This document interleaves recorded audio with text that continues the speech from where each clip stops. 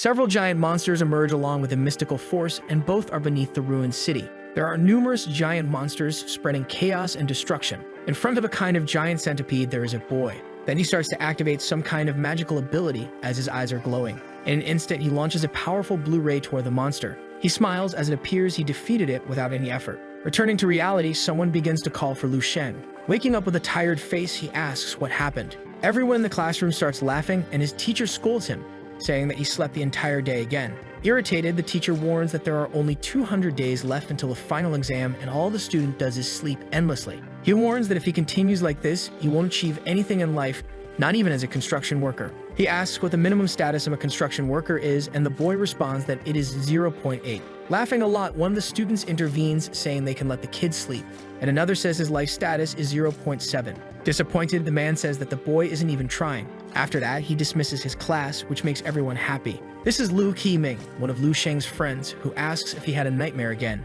In response, he closes his eyes, remembering what he dreamed. It was a dry and depressing field with only monsters. He comments that his nightmare made his mental state drop and that his life status went to 0.02. So his friend responds that they are regular humans. Standing up, he invites him to go to the internet cafe to play games, and his friend replies that he is not in a good mood and prefers to go home. Surprised, his friend asks why he is going home so early and invites him again to play, but the protagonist refuses once more because he needs to sleep. Then another student calls for Liu Qiming to go play, and he says he is coming. Frustrated, he says goodbye and promises that next time they will play together. Sometime later, the boy is walking on the sidewalk. He says that he never thought that after reincarnating in this new world, he would still have to worry about exams. Tired, he says he stressed too much about math and should at least check the news. It seems this world and his old world are not so different after all. In the middle of the city, he sees several advertisements along with a news screen. Suddenly, a woman carrying several boxes arrives and tells him not to get distracted in the middle of the street. Impressed, he notices how strong this woman is and wonders if one day he will be like her in that regard.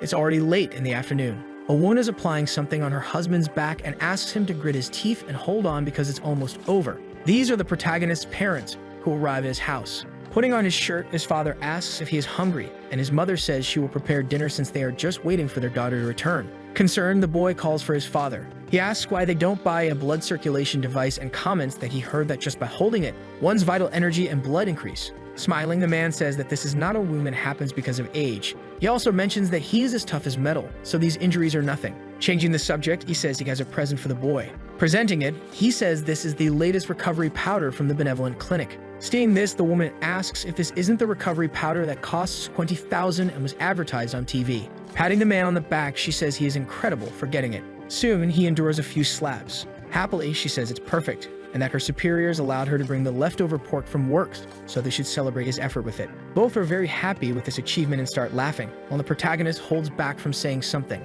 His mother asks about his life status and if he managed to reach 0.85. She explains that his sister is almost at 0.9 and that she saw on the news that they want to raise the minimum exam level by 0.01. Nervous, the boy says he already knows about this. In his room, he takes off his jacket and realizes that now he needs to hurry and start exercising. Quickly, he closes his eyes and concentrates. These are the 24 body reconstruction techniques. Striking a strange pose, he performs the 14 sets of radio exercises. The martial world recommends these 24 techniques, and they are used to help novices improve their foundations, and what he is doing now is the 13th edition after revision. Since the world changed 300 years ago, several cracks appear in both the sky and the earth. Monsters emerged from these cracks, and humanity's advanced weapons became useless, as humans needed a new power. Soon, a genetic lack emerged. The individual strength of all people increased drastically. Soon, humanity entered the era of martial arts prosperity. However, on a battlefield full of monsters, humanity was still at a disadvantage, and every day, cities were falling as humans reached their limits.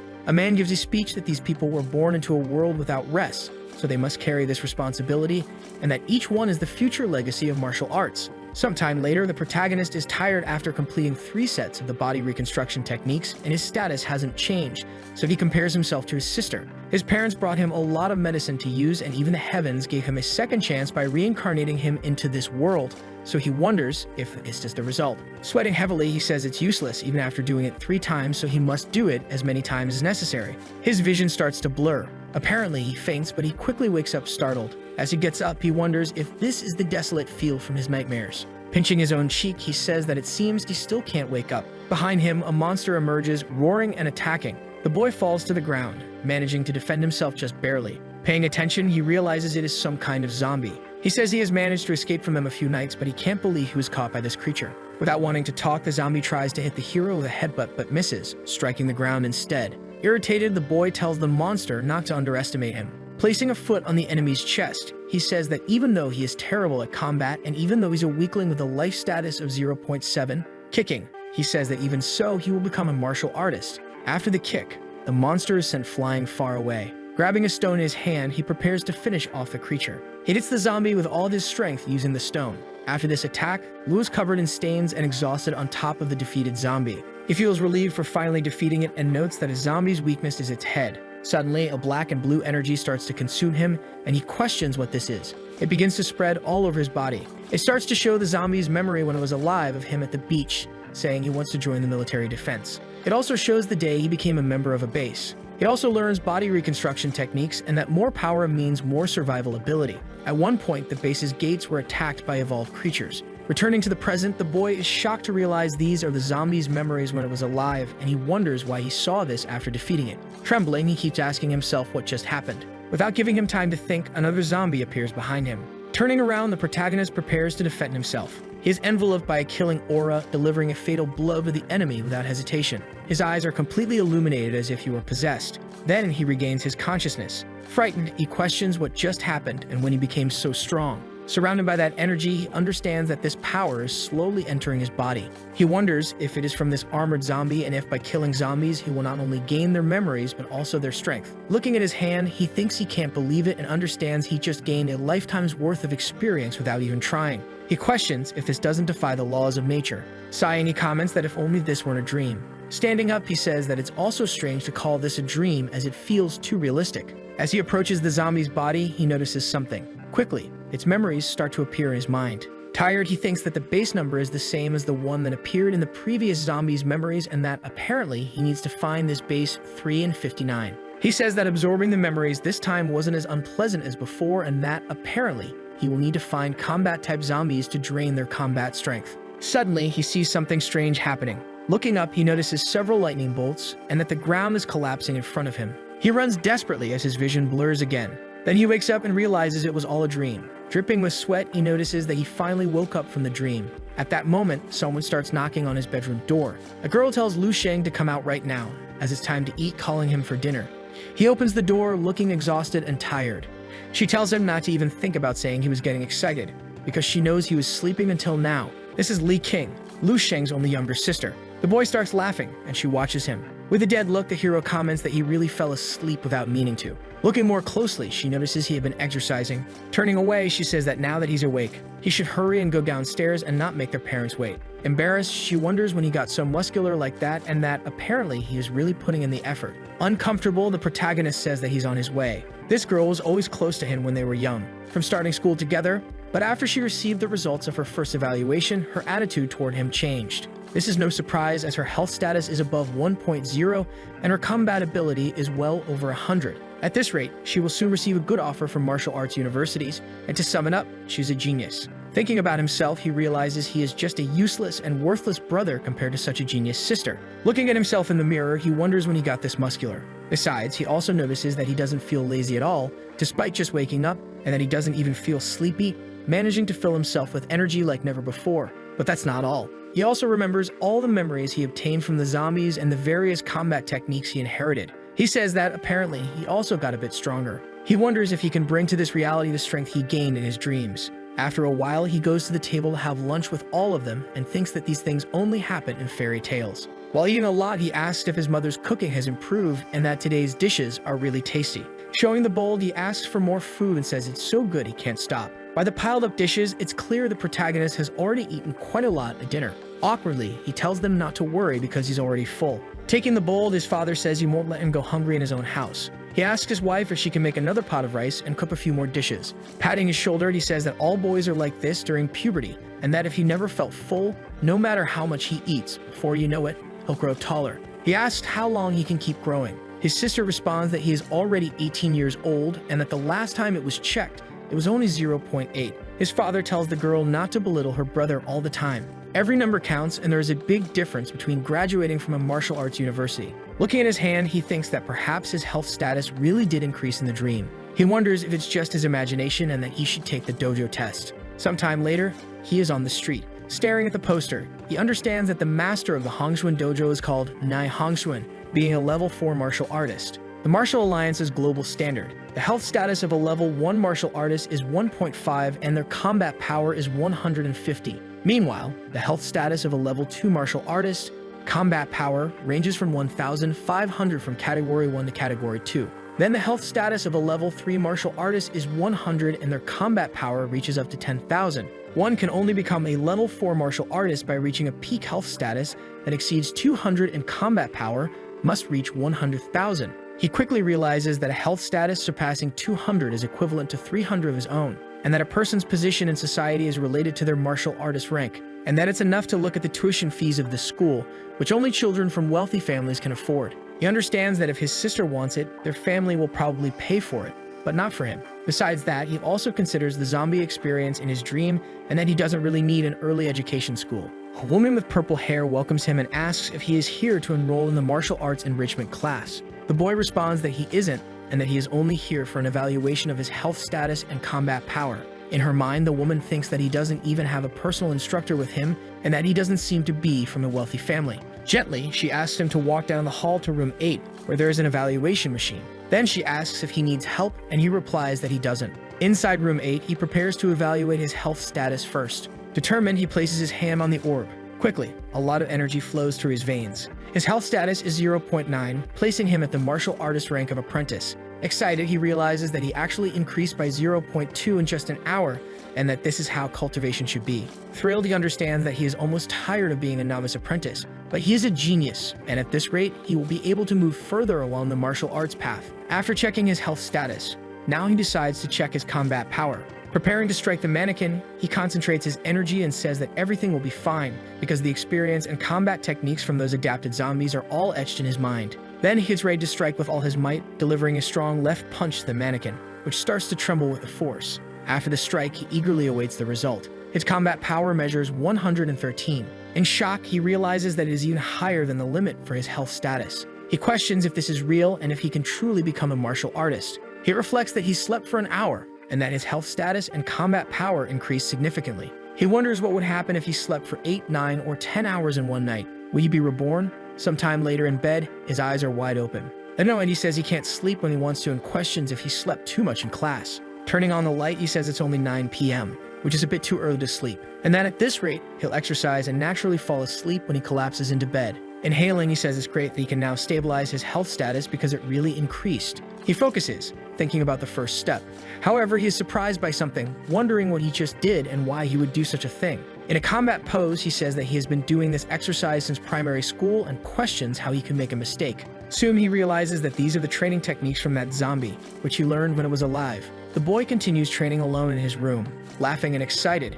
He says he now knows over 200 attacks. Moreover, the more he practices these attacks, the more he feels the strength within him rising to its peak. And it's not just because of the exercise technique, there's also the breathing technique. He quickly remembers the memory of that zombie in which he learned the breathing exercise techniques. He thinks this is great and that these few movements gave better results than when he practiced for a year. And it immediately gave an insanely better result than all his years of training, affirming that his dream world is like a treasure trove. However, during his training, his stomach starts to growl. Falling to the ground, he says he's hungry and questions why he's been so hungry lately that he can't even bear it. He thinks that his body is unable to produce enough energy after drastically increasing his life status. He understands that regular food cannot provide the necessary nutrients on a large scale and that he needs medicine. However, his family's income isn't enough to cover the costs of such supplements. And if this continues, his living expenses will be affected. Realizing he needs to earn money to buy the medicine, and that the school awards exemplary students with certificates. From what he recalls, students who receive the certificate from BA and Ray Academy earned around 50,000.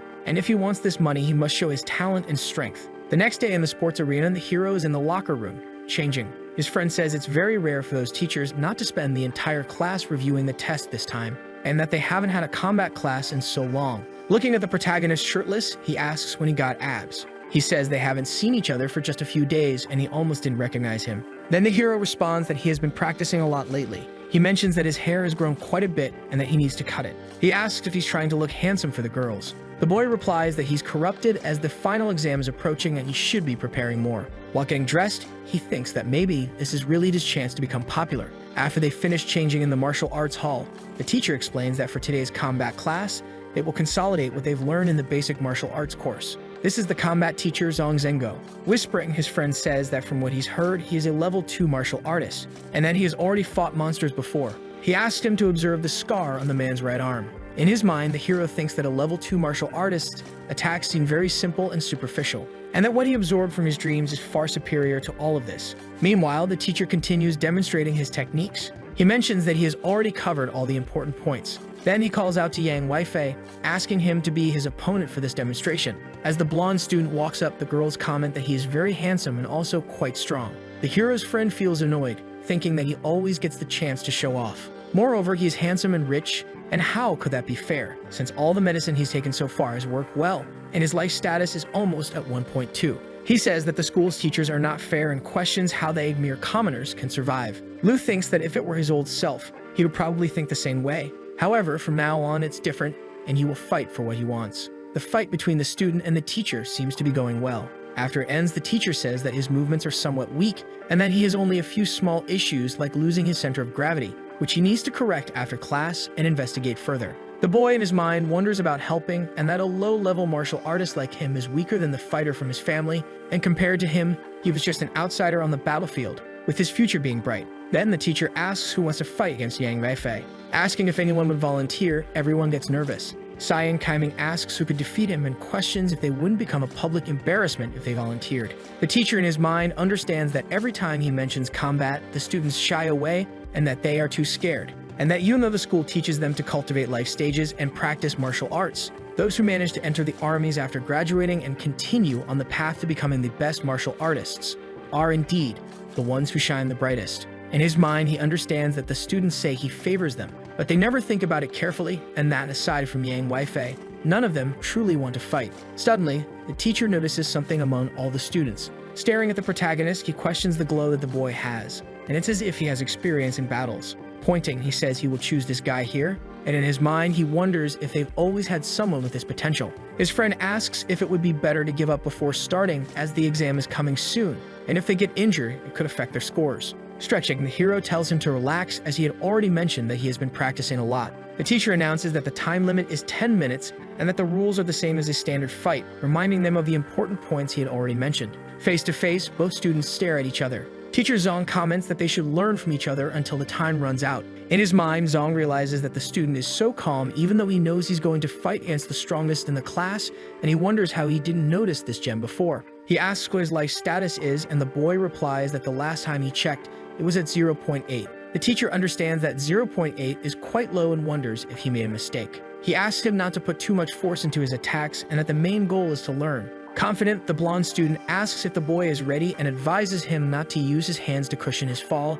as it's too dangerous. Already positioned, the boy thanks him for the warning and says he is ready. Quickly, the blonde's right hand approaches his face. The blonde understands that there are several important factors in combat, but the biggest differences between opponents will be life status, strength, and speed. Ready to attack, he thinks the winner has already decided being stronger and that someone useless like him should kneel and beg for mercy. However, after he finishes the punch, the boy simply vanishes, leaving him confused. Lu managed to dodge the attack and is already preparing to counterattack.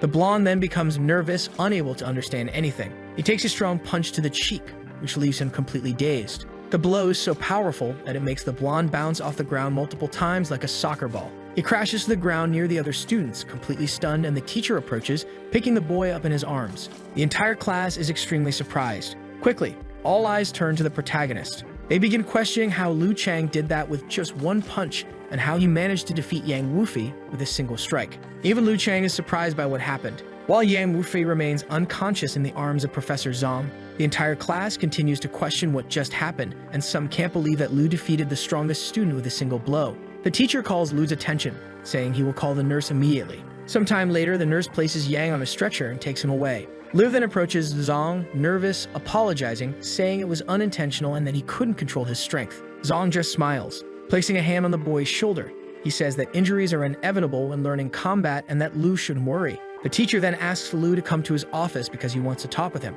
Lu tells his friend that he needs to go to the teacher's office and that he should inform the next teacher about his absence. Everyone is still in shock about what happened, and some even wonder if Lu Chang's life status is real. As he walks away, all the students continue watching him and murmuring his name. Sometime later, he arrives at Zong's office. Upon entering the room, something catches his attention. Staring at a tree, he comments that the teacher has a bonsai and that he didn't know he had this hobby. Laughing, Zong says that everyone has their hobbies and secrets. He then turns and faces Lu Chang, asking about the boy's statement that his life status was 0.8. Smiling, Lu explains that it was what he measured last time. Zong then asks if Lu isn't taking drugs to increase his life status forcefully, as he knows that this is strictly against the rules. Very surprised, Lu Chang responds that of course not, and that he has never used anything like that in his life. Zong then suggests they do a new life status measurement for the boy. He explains that if Lu really hasn't taken any drugs, the value won't change, and if he is truly strong, the measurement will prove it. Following the request, Lu places his hand on the measurement orb. Suddenly, a large amount of energy begins to flow. Seeing the number, the man is very surprised, understanding that it reads 1.5 life status. He thinks that 1.5 means he is a legitimate martial artist and only 18 years old, and that in his school and even the entire city, he will be considered a genius. Seeing the students strike the mannequin, he notices something very strange. He sees that with just one punch, he destroyed his bonsai. He starts crying a lot while the protagonist, panicked, apologizes. As he cries, the man realizes that even though this machine is designed for rank 1, it should withstand attacks from advanced martial artists. After the test, the boy sits across from his teacher. The man then breaks the silence. He comments that based on what the boy said, the last time he measured his life status was 0.8. So he asks when that was. The protagonist responds that it was 15 days ago, which leaves the man completely surprised. He wonders if, in just 15 days, he managed to increase his life status from 0.8 to a legitimate martial artist number, then questions what kind of wealthy family he comes from. Laughing, the boy says his family is quite normal and that he doesn't have any great master either. He comments that how he managed to increase his strength so quickly is simply a secret. Standing, the man questions how the boy's life status doubled in just a month and how his battle strength is much stronger than that of a legitimate martial artist. He recalls when he was a student, his stats were good, and after cultivating for years, he finally reached the level of a level 2 martial artist and joined the army. Then he remembers that when he was on the battlefield, he noticed something very strange. He realized that humans didn't want to triumph over the monsters, and that when they started gaining absurd amounts of strength, humans seemed small and useless. However, a woman appeared, struggling to save him. The man says that those capable of defeating these monsters are the ones who possess insane amounts of strength, and that ordinary humans can't even keep up with them. These humans, in this case, are monsters. After all this reflection, the man feels a bit nervous and relieved. He says that with these results, Lu could enter the best classes in the school and be taught by the best teachers. Then he says he will speak to the educational administrator right away. Lu thanks him for his generosity but says he doesn't need that because he believes his current class is already very good, and cultivating in his dreams is easier than learning in lessons. Zong says that regardless, the school will provide him with full support as he is very talented, and if he faces any difficulty while cultivating, the school can help. The boy then says he will accept the offer, but he has 2 requests. He says he wants to apply for the martial arts scholarship and also hopes the school will provide him with more free time during class hours. Understanding that he needs money and free time, the teacher says he will assist with the scholarship as well, offering $30,000. As for free time, he will talk to the educational administration office. He mentions that the scholarship application will be approved in 2 days and his training is something immediate. Quickly, he hands over a card saying that for now he will give this and that Lu can pay it back when he has the money. Surprised, the boy realizes it's a black martial arts card that has at least $100,000 and that it's more money than the scholarship. He thanks him and Zong laughs, telling him not to neglect his training and that he's counting on him to restore the school's honor and that now he can go. After the conversation, the boy leaves the room. Zong becomes very excited, saying that the academy will be thrilled with a prodigy like him and that he's not even 18 yet but has the potential of a level 2 martial artist. He thinks he must keep the boy close and use him to intimidate other schools. As he gets up, he considers that his superiors need to know about this and that besides acing the exam, they will finally have someone to send to that place. In another part of the city, the boy examines a vial and the woman comments that he has good taste and that this is the latest benevolent supplement from the hall, the Orchid Heart. The attendant then begins to explain its benefits, stating that it was developed for famous martial artists and that it's on promotion with each bottle costing $30,000. His mother tells her daughter that she needs to practice for a long time after taking this supplement to make full use of it, and the girl assures her not to worry. Seeing this, the boy understands that each bottle costs $30,000, that his parents can only afford supplements costing 3,000 months after working tirelessly, and that rather than only martial artists earning a lot of money, having more money also allows for training stronger martial artists. His sister is a true prodigy, and she has the power to change her own destiny, but her progress has been affected by him, who has low stats and lacks resources. He understands that he isn't willing to accept the fact that he is just a mediocre martial artist and that he isn't doing his best to find ways to change his destiny. In conversation, the bald one says he has mastered a great sword skill. Another says that if he had spent less time gaming, he could have increased his stats faster. In his mind, Lu understands that even though he longed to experience the unimaginable world of martial arts, he was hesitant to give up the connection he has with his past life. It's as if he were a fish trapped in a tank. The fish wanted to visit the vast, boundless ocean, but he was reluctant to let go of the comfort and peace he had in the tank. However, everything changed. He broke free from those limits and explored the world beyond, gaining the opportunity to change his destiny finally. Soon he won't make the wrong decisions about what he wants and how he should do things. Suddenly, he begins to realize that he has just mastered the enormous amount of battle memories he absorbed before, and his combat techniques have greatly improved. With clenched fists, he understands that his teacher had already mentioned this before class, and it was enlightening. Walking away with some bags, he realizes he has made some progress and will continue to grow stronger, pursuing everything he desires. Inside his lucid dream, a zombie appears. It charges at him with full force, but the protagonist easily blocks and prepares to attack. He lands a powerful right punch, sending the creature flying far away. As he approaches, he comments that this zombie must have been a martial artist in its past life, and that it still seems capable of whispering martial arts techniques, even though it's no longer alive. Surveying the area, he mentions that according to the zombie's memories, military base number 359 is just up ahead, but it isn't swarming with countless monsters. Then several zombies begin to appear, and Lu charges at them, defeating them one by one. Looking ahead, he finally finds it. This is military base number 359. Determined in his plan, he descends the mountain, then sees the enormous wall and remarks that this must be a city, not an ordinary military base. Referencing Attack on Titan, he says that even if 2 Titans appeared now, he wouldn't be surprised by anything else. Apparently, the wall is cracked in the middle, forming a V shape. Without wasting time, the protagonist begins to climb it. As he reaches the top, he starts to see the city within. He realizes the wall is very thick, at least 20 meters wide, and it's unimaginable to think what kind of battle would lead to such a breach. He comments that martial arts far surpass the zombies from his original world,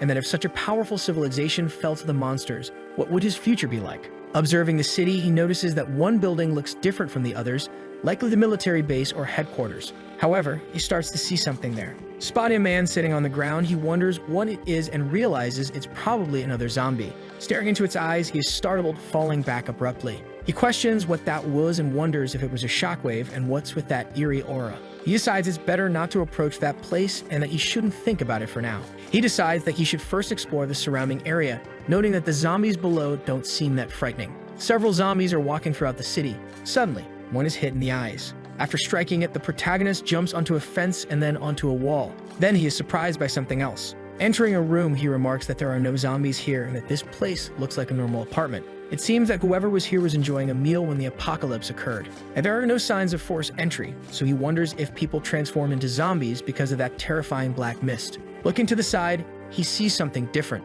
Placing his hand on it, he wonders if it still works. Quickly, a message appears saying that the end of the world awaits and the program restarts. A blonde woman appears saying he is using the technology of the celestial law. Stammering, the boy doesn't understand anything and questions whether the holographic image is virtual reality. Calmly, he realizes that this thing is using the same language as him. The boy is shocked as the situation isn't the same as his, and he wonders if this thing has an automatic translation function or something like that. The hologram explains that it was created by the technology of the celestial law, and that it is an artificial intelligence with the 16th generation brain designed to assist him. This is Tian Yang, responsible for managing the internet server of the military base in question. The boy thinks that the technology of this future is very advanced and asks if she can show him the most recent news. The hologram tries to connect to Skynet, but it seems impossible at first until it finally succeeds. Showing the massive number of news reports, the protagonist begins to feel uneasy. He sees news about the year 11,024, about the military base being attacked, and various other details regarding a location.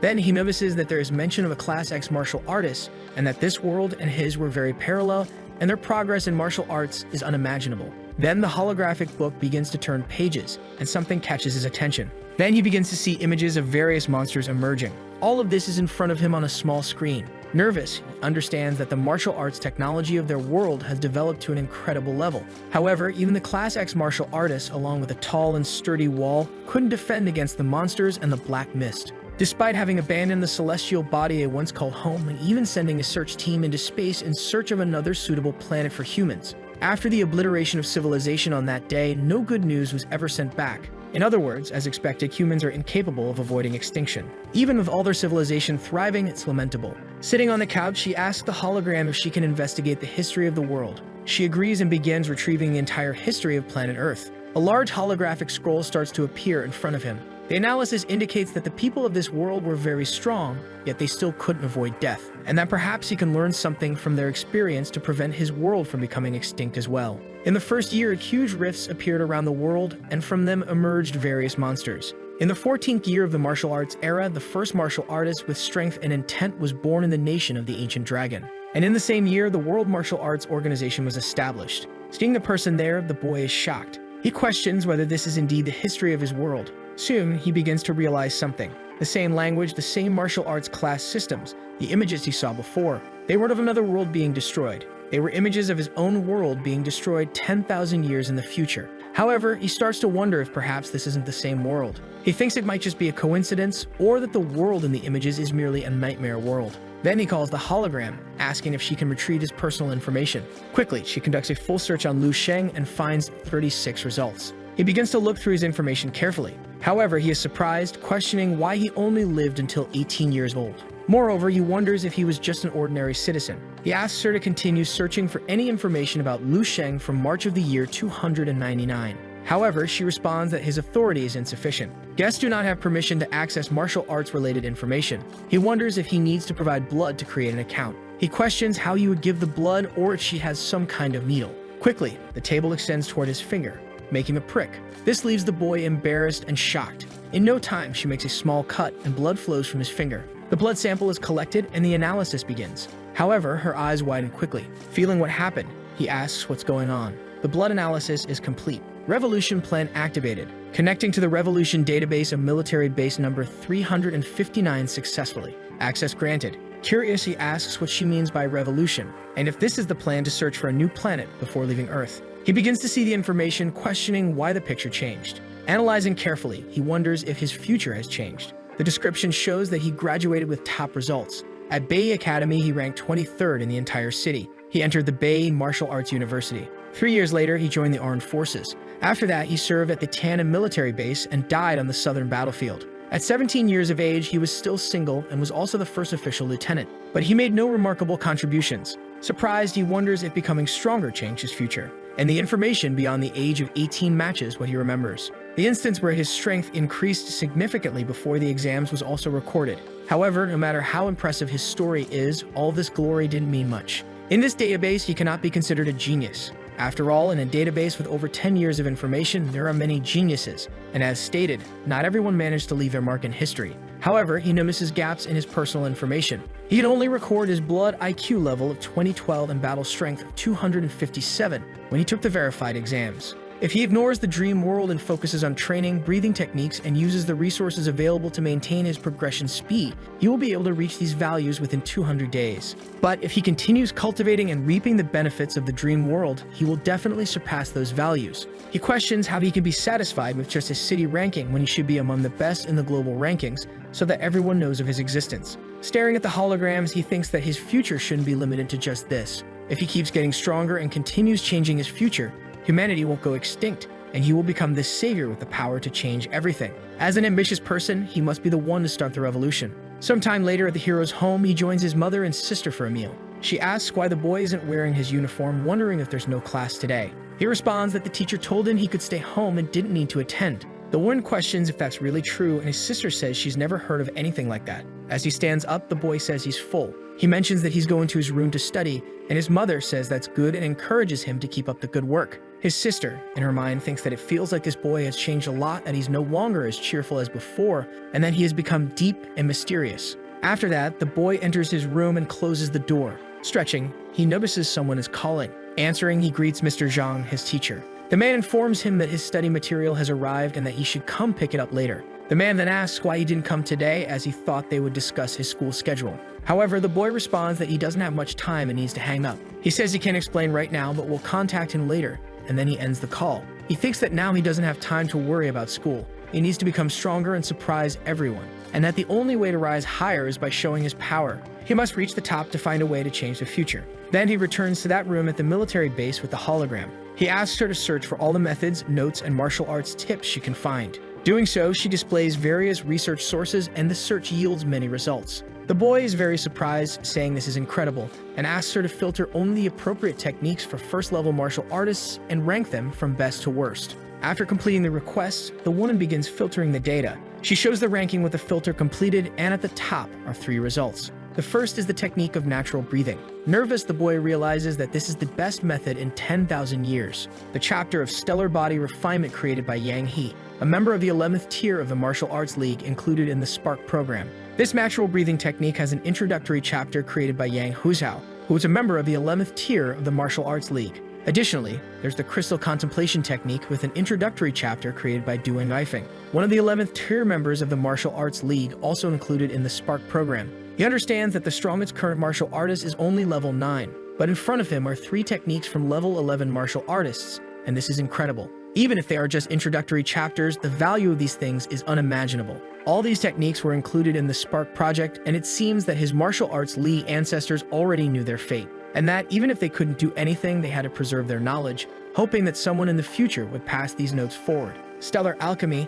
The human body is configured as a miniature universe, allowing the mind to detach and keep the spirit nearby. Refining what? The blood, strengthening the body, refining every mental cell to transform each into a cell of inconceivable power. Also transforming the blood into a river of stars and the body into a field of infinite changes. By doing so, one's audacity reaches an extreme level, and one's defense and strength reach unimaginable levels. His blood and ki boil, becoming as majestic as a river of stars. He understands that this is insane, and that if the effect of the previous body refinement technique was a 1, then the stellar refinement technique or stellar alchemy is 1,000 or even more. So he prepares for the natural breathing technique, starting with the first form, the fire breath. Suddenly, a lot of fire begins to emerge from the protagonist. Opening his eyes, he is surprised, realizing that this is the fire breath technique. It's as if several fiery flames are emanating from his body and even his blood is boiling. And this is just the first technique. There are still many others with different attributes. After this, he will proceed with the crystal vision technique.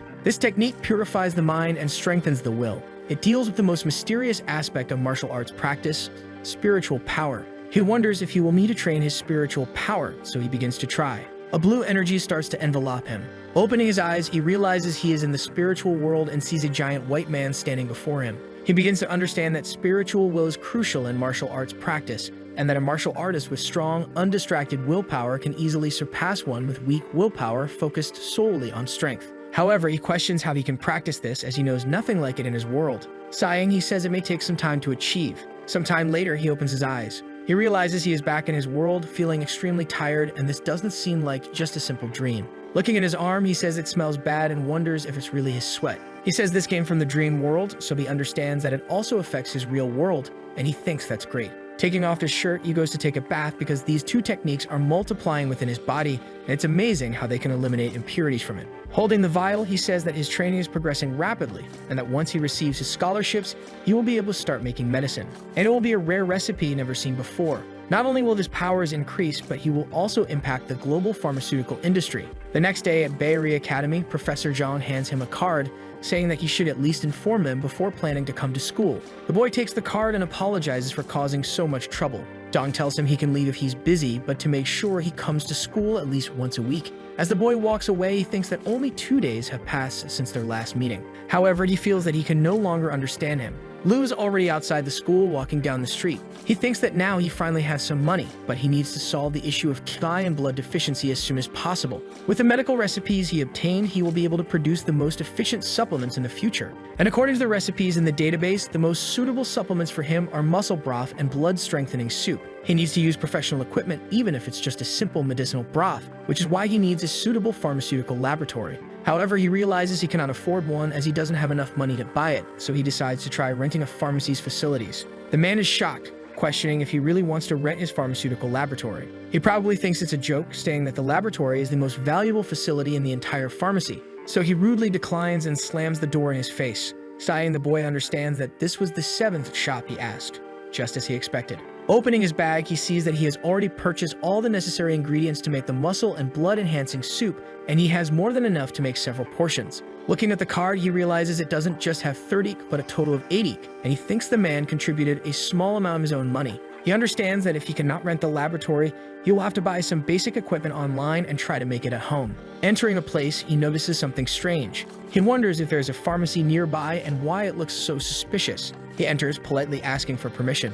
A man is at the counter, using his phone. Suddenly, he notices the entry of a potential customer. The boy begins to speak, and then the attendant tells him to look around, and if he wants to buy something, bring the items to the counter and pay for them. The boy says he isn't planning to buy, and then the attendant responds, warning him not to think about robbing the store as there are several surveillance cameras around him. In his mind, the protagonist thinks that even though the previous pharmacy attendant was rude, at least he asked if he needed anything, whereas in this pharmacy it seems they're not interested in doing business. Meanwhile, the blonde man is looking at a picture of a woman on his phone. However, the hero suddenly smashes his phone, breaking it completely. The attendant becomes very irritated and asking what he's doing. As the attendant questions what's going on, the hero stares at him with a frightening intensity. Nervous, the man asks what he wants. Approaching, the boy asks if he has a pharmaceutical laboratory nearby, and the attendant responds by asking if he's even there to buy medicine. Smiling, the boy says that if the laboratory is available, he'd like to make a deal. Sometime later, they walk to the shop's laboratory. The attendant shows him the place and size. He says it will be $500 per hour and that they will charge the full amount even if he doesn't use the lab for the entire hour, and he can only use the lab for 3 hours.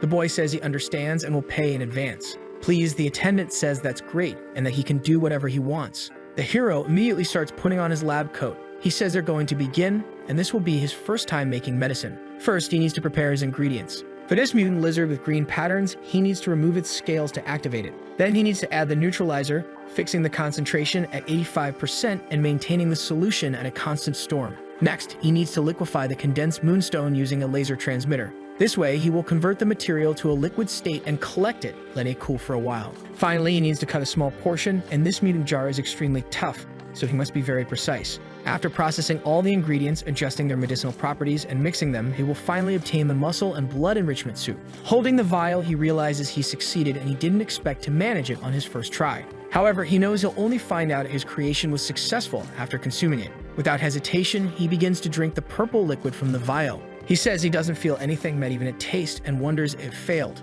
Then his body begins to tremble. Falling to the ground, he breaks the vial, however. He starts to scream as if in immense pain. Lying on his back, he begins to pant heavily. He says the effects of the supplements are extremely strong. He realizes that he underestimated the potency of the supplement, believing it would have incredible effects without any side effects. He notices that it even increases his skin's density, reduces pores, clears it, and much more. Then someone begins knocking on the laboratory door. Opening it, he says the time isn't up yet and tells them not to disturb him. Desperate, the man says there's no time to explain, but he needs to run out the back door because his boss has returned. A woman steps out of her car. She then walks toward the laboratory. Sometime later, she's already inside her lab. She picks up various potions from a box. Then she takes a vial of green liquid. Irritated, she says it's still not good, that the medicinal effects are too weak, and the properties aren't even noticeable, and that this won't do at all. On the TV, a man appears, speaking about rising up, letting the past fade like the wind, and not letting yesterday's scars affect today. This man claims he took dragon testosterone pills and says it was worth it. Seeing this, the woman thinks that the habit of practicing martial arts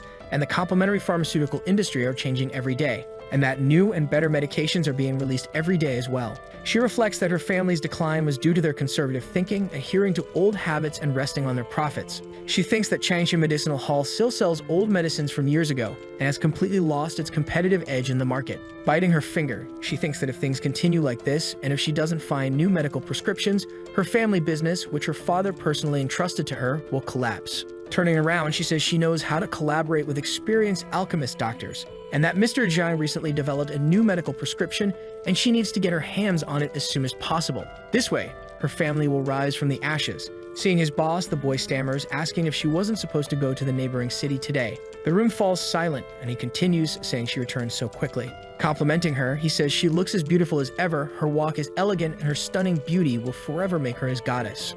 He begins to fantasize about a future where they are together. He imagines pursuing both his career and love and eventually conquering everything he wants in life. She calls his attention, and the man, practically drooling, says he is there for her. Annoyed, she demands an explanation about his dirty lab coat and asks if he secretly brought someone into her alchemy laboratory. Nervous, the man replies that he didn't bring anyone and asks why he would do such a thing. With her hands on her face, the woman tells him to forget it and says he doesn't need to come in tomorrow. Throwing the lab coat in the trash, she calls him an idiot, saying she's very angry. She states that she'll have to wash, clean, and disinfect everything again, including the table. She also mentions that they even use her laser activator and controller. Looking to the side, she notices the green-scaled lizard without its scales and comments that the scales, the most valuable part, have been removed, and she's never heard of such a method.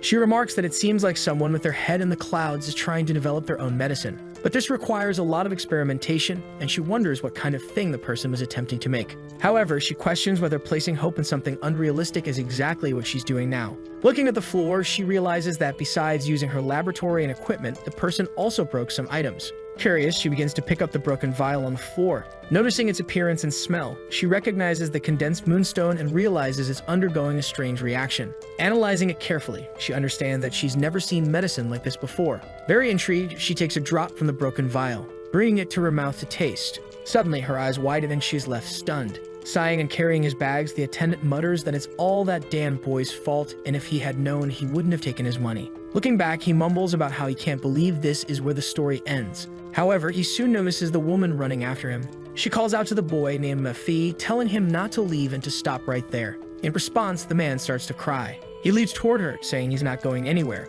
that his place is eternally by her side. However, she grabs him by the collar, demanding to know who used her laboratory and insisting on seeing him immediately. She asks if he's deaf and tells him that if he finds the person, he can return to his job with double the salary. Trembling, the boy says he has his contact information. Without hesitation, the woman grabs his phone immediately. She thinks that the medicine used was blood-based and that its strengthening effect is at least 10 times better than the blood-strengthening tonic that costs $100,000 on the market. She also realizes that he even used effects to improve the skin of his animals, and on top of all that, the main components are 2 common ingredients. She notes that the price could be less than $5,000, making it a new world-class tonic.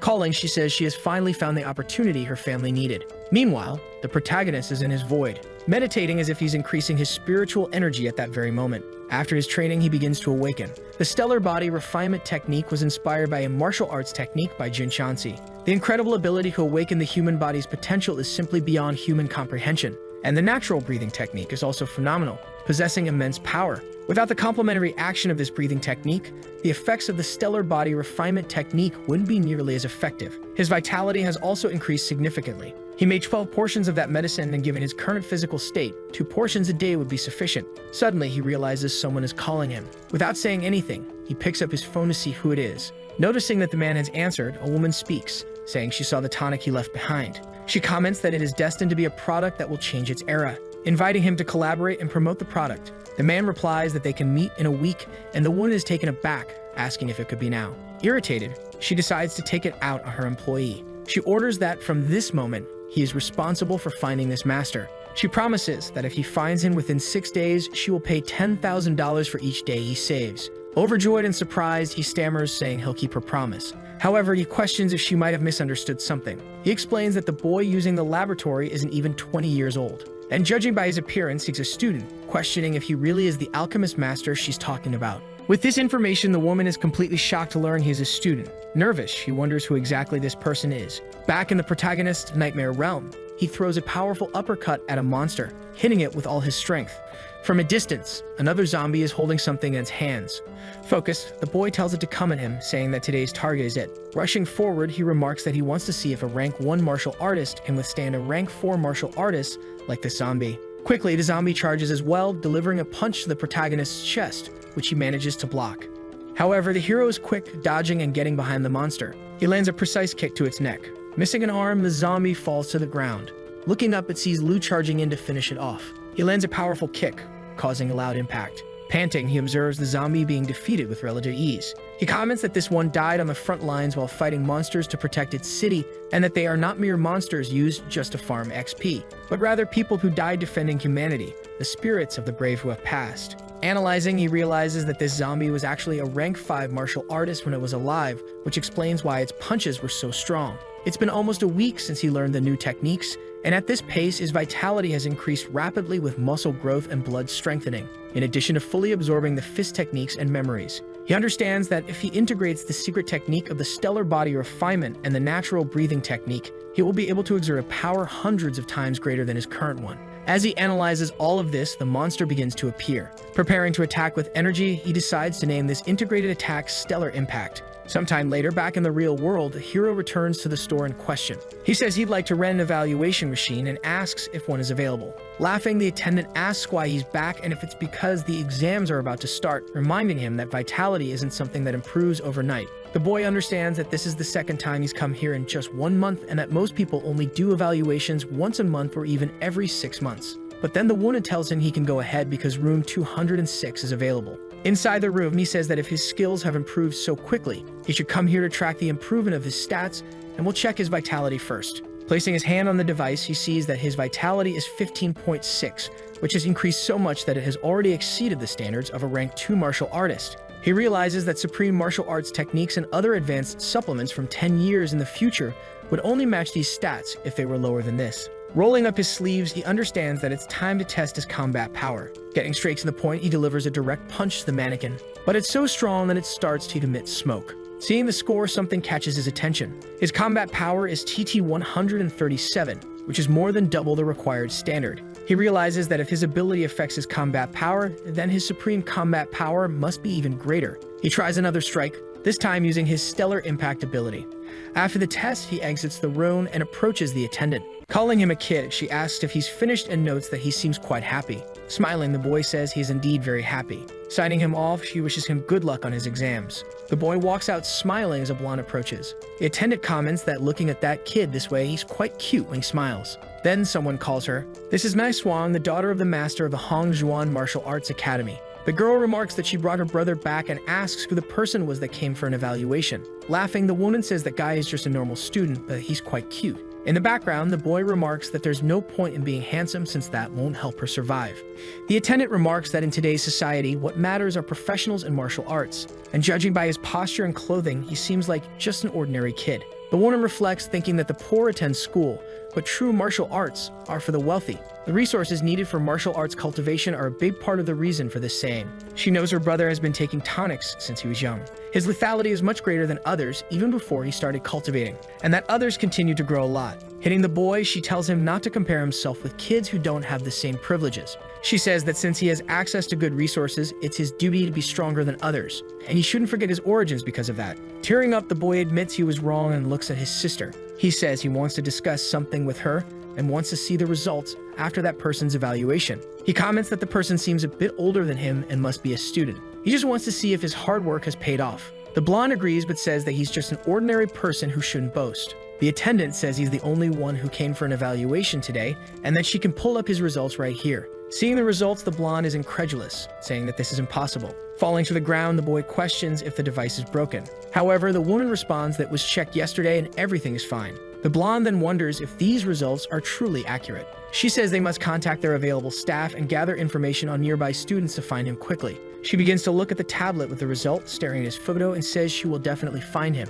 Sometime later, elsewhere in the city, Lucio bids farewell to the taxi driver, who laughs, saying he enjoyed the chat and that next time he would introduce his daughter. Nervous, the boy understands that this guy is quite enthusiastic and that if he had known earlier, he would have said he was there to take the martial arts certification exam. Approaching the building, he goes to open the door. A man rushes in, saying it's impossible because his combat power at home was clearly 150, and this year, how can this be happening?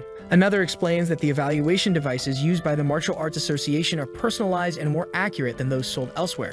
Smiling, the boy thinks this is great because it's more precise and he can finally call on it to understand his true strength. He then walks through the lobby to the reception. He asks how he can take the martial artist certification test. The woman asks him to fill out the application form first and then proceed to room 5203. After that, he arrives at the room. He is faced with a long queue of people waiting for the test. He thinks this is a waste of time and estimates that he should be taking the test now. He then overhears two guys talking about a girl, saying how beautiful she is. One comments that she is not only very beautiful but also strong and she seems blessed by the heavens. He notices that most people in line are around 25 years old, which makes him one of the youngest, but the girl appears even younger than him. Suddenly, a very large man enters the room.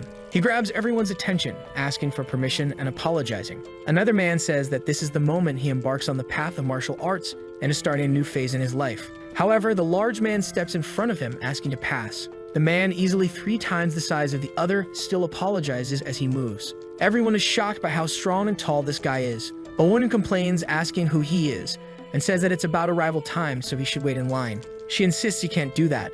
but the person in charge of the test explains that he can because of his application form. His name is Zhang, and he's a level 3 martial artist, so he gets to be first in the test. The one is incredulous that he's a level 3 martial artist, and everyone is surprised. They comment that this is very rare and that there are only 10 level 3 martial artists in the entire city. Only the protagonist understands that in the martial arts world, strength is everything, and with strength, you gain many privileges. With that, the level 3 muscular man heads toward the test. The woman remarks that it's just a level 3 martial artist and you don't become one simply by participating. However, the score starts to appear. Everyone is shocked to see the results showing a value of 107, and it's the first time they've seen a key blood score above 100 with their own eyes, which is incredible. The person conducting the test then announces that it's time for the second part, the combat power test. At that moment, the man throws a punch so powerful that everyone steps back. Meanwhile, the protagonist remains focused, watching his potential opponent. The instructor, upon seeing the result, is stunned. In the combat power test, his score is 10,831. The display indicates that this is amazing, declaring him officially recognized as a level 3 martial artist by the association, eligible for a monthly allowance of 30,000 won. Looking back, he notices both the young girl and the protagonist. The girl remarks that a blood score above 100 and a combat power above 10,000 make him a level 3 martial artist, and the pressure from the wind after the punch was intense. Lu comments if this is the level of a level 3 martial artist. Surprised, the girl wonders what he means by that, thinking that it's hard enough just to stay steady under the wind pressure of someone like that. What is this guy trying to pretend? Approaching the instructor, he asks if he can take the test. He notes that there's no one else in line. Smiling, the instructor is surprised that he's still calm after witnessing that punch. Whether it's enthusiasm or confidence, he tells him he can begin the test. Laughing, the instructor advises him not to be nervous and to keep his heartbeat steady as usual. When he places his hand on the ball, his score appears, 15.7. Everyone is shocked, including the girl, who wonders if that guy isn't around 17 or 18 years old. From a distance, the muscular man notices that the boy is a level 2 martial artist at 18 years old, which is remarkably young for such high blood values. The instructor tells him to relax and not let Jeo's punch affect him, and that he can attempt the combat test as many times as he likes. In response, the boy laughs and thanks him, but says there's no need. Preparing himself, he states that one punch is enough. At that moment, both the muscular man and the girl focus their attention on the protagonist. A huge purple light erupts in the room as the protagonist delivers a punch so powerful it shatters the glass in front of him. This shocks the muscular man, leaving everyone else in the audience astonished, as his combat power registers at 15,709,140. He reflects that after mastering the fist technique along with others, his combat power has increased tenfold compared to the standard equipment vitality requirements. Stuttering in disbelief, the instructor congratulates him, commenting that his abilities surpass those of even rank 2 and rank 3 martial artists. He apologizes, saying he can't give him an immediate certification jump, but assures him that he will report this to his superiors at the association right away, calling him a genius. He shouts that he will report it immediately, and that he's risking his career to guarantee a satisfying response. He tells him not to worry. The boy then asks if that means he can go home now. Looking back, he notices the muscular man approaching and asks if he needs something from him. From the expression, it seems like the man is about to attack, but surprisingly, he extends his hand, introducing himself as Zhao Changfeng. The hero silently stares before responding and introducing himself as Lu Sheng. The big guy becomes very excited. Quickly, several people from the test crowd gather around the hero, taking photos and asking to shake his hand as well. In response, the boy starts to run away from the crowd. Outside the building, someone asks if Sister Chen Yuliang hasn't come out yet. The blonde asks if she did well, saying that a rank 1 martial artist certification evaluation should be easy for a genius like her. Suddenly, the girl notices someone approaching. Upon closer inspection, she realizes it's her brother. He walks up to them and asks what they are doing here. Surprised, she says she should be the one asking that, pointing out that he's always wasting time sleeping and questioning what he's doing at the Martial Arts Association. He says he had something to do and asks what they're doing there as well. One of the girls introduces herself, saying they are his sister's classmates and that they came to witness the scene of their martial arts club participating in the evaluation. Laughing, she comments that he's very handsome and quite different from how Qing described him. Annoyed, she asks if they've already forgotten who looks out for them at school. Ruffling their hair, she says she's leaving and waves goodbye. One of them remarks that it looks like they were expelled and super irritated. The girl says no way, calling them traitors. Suddenly, senior sister Yang arrives and she asks how it went and if she passed. Yang says she doesn't want to talk about it. The desperate incident during the evaluations caused them to be suspended, and they'll likely have to wait until later. Nervous, one of them asks what could have caused the evaluations to be suspended. She explains that a demon, some guy clearly their age, scored a vitality of 15.7 and a combat power greater than a rank 3, over 15,000. Then one of them asks, just to be sure, what the guy's name was, and the woman says his name was Lu Sheng, leaving them all stunned and terrified. The girl asks if she's talking about her brother. Elsewhere, the protagonist notices some commotion as several women gossip about martial artists. He wonders why there's such a fuss and says it has nothing to do with him. Looking at his phone, he notices the medicine card calling again. He decides to ignore it, figuring that all this future medicinal knowledge could make him very rich. However, he knows he'll have to investigate first and see which ones are worthwhile. Sometime later at his home, the hero is deep in concentration. Clicking on the device, he asks the optical mind to activate. Then he politely asks the hologram to retrieve his biography, and it promptly complies. He then sees his entire biography, all the way up to when he becomes old. Seeing this, he is quite startled. He became a level 2 martial artist at 18 and participated in prodigy training camps in another province, ranking among the top 20. 3 years later, he grew artist at 18 and participated in prodigy training camps in another province, ranking among the top 20. 3 years later, he graduated from the Martial Arts University and joined the military, retiring as a 5-star captain and founding the Sacred Martial Arts Academy. He was promoted to a rank 6 martial artist at 45 and attempted to become a rank S martial master at 58 but failed. After all this, he died in a monster trap in the city of Bahia in July at the age of 87. Seeing all this, he realizes that his future can be changed, at least his own. Because a week ago, all the information was very different, and he was supposed to die at 37. However, all this is still far from what he truly wants. Because for his world and its future, this change is ultimately useless. If he wants to change humanity's entire fate 31 years from now when calamity strikes, he will need much greater power. Thus, being a rank 6 martial artist is nothing, and even a rank 7 master or a rank 9 martial saint would be useless in reversing this future. In other words, he will have to reach the peak of martial arts, achieve rank 10 or even rank 11, and only then will there be some hope. Even if it's just a glimmer, since he chose this path, he's not going back. A man is writing something with a brush on parchment while listening to his leader speak. The man says that if President Xian put this much effort into educating others, it would be even better. Laughing, he asks the old leader to stop teasing him. This is Show Yu, Assistant Director of the Martial Artists Association Bahia, Level 6. He explains that he's not against people from the city, but knows that Bahia doesn't have a centennial family to rely on, and they don't have the capacity to provide significant resources. Any contact with the slightest talent would leave by all means, and there's nothing he can do about it. Hearing this, the man remains silent and mentions that the training camp is almost here, which startles the other man. He says it's been years since they sent anyone to participate in such a large organization like Bahia, and he should forget about this whim. And this time, no matter what, he must protect the city's population. Irritated, he says he wants nothing more than to discover a genius, improve, and advance. He thinks that if he were in a top position with all those resources, he could write all those gods here. Leveling up would be impossible otherwise. Just then, a woman enters the room saying that something happened during the martial arts evaluation. The man asks why she is so upset and why she didn't even knock on the door. Desperate, the girl apologizes and says that the action is important and that just now the evaluator said she had very important information. She says that during the evaluation, an 18-year-old level 2 martial artist appeared with a battle power of 15,000. In shock, he tells her to quickly show the recording. Focused, he starts looking at the tablet, watching the protagonist in action. He asks if that is a perfect realm combat technique, and she asks what that means. Explaining, he says that it is a technology used in the martial arts world, and that she just needs to know that cultivating a realm technique at that age is something less than 10 people in the world are capable of. In shock, he realizes that even if it is a perfect realm technique, it's impossible based on a blood value of 15.7 and ki level. He is surprised to understand that he is 18 years old and has a battle power 10 times the average blood and ki value coming from an ordinary family. Then he concludes that it must be this. There is no other explanation. Quickly, he starts laughing a lot. Lifting her in his arms, he calls her sweetie and says that this martial artist is 1 in a billion and has appeared in their city. He starts getting very excited, and she asks what a special martial artist means. He explains that among those who cultivate, there is a martial artist with a special gift. They will awaken a power so enormous that an ordinary person cannot even imagine, and their blood and chi levels will increase after awakening, and they will possess a unique talent. Excited, he leaves the room, saying he must especially go to Lu Sheng's house and properly visit his parents to thank them for giving birth to such a wonderful son.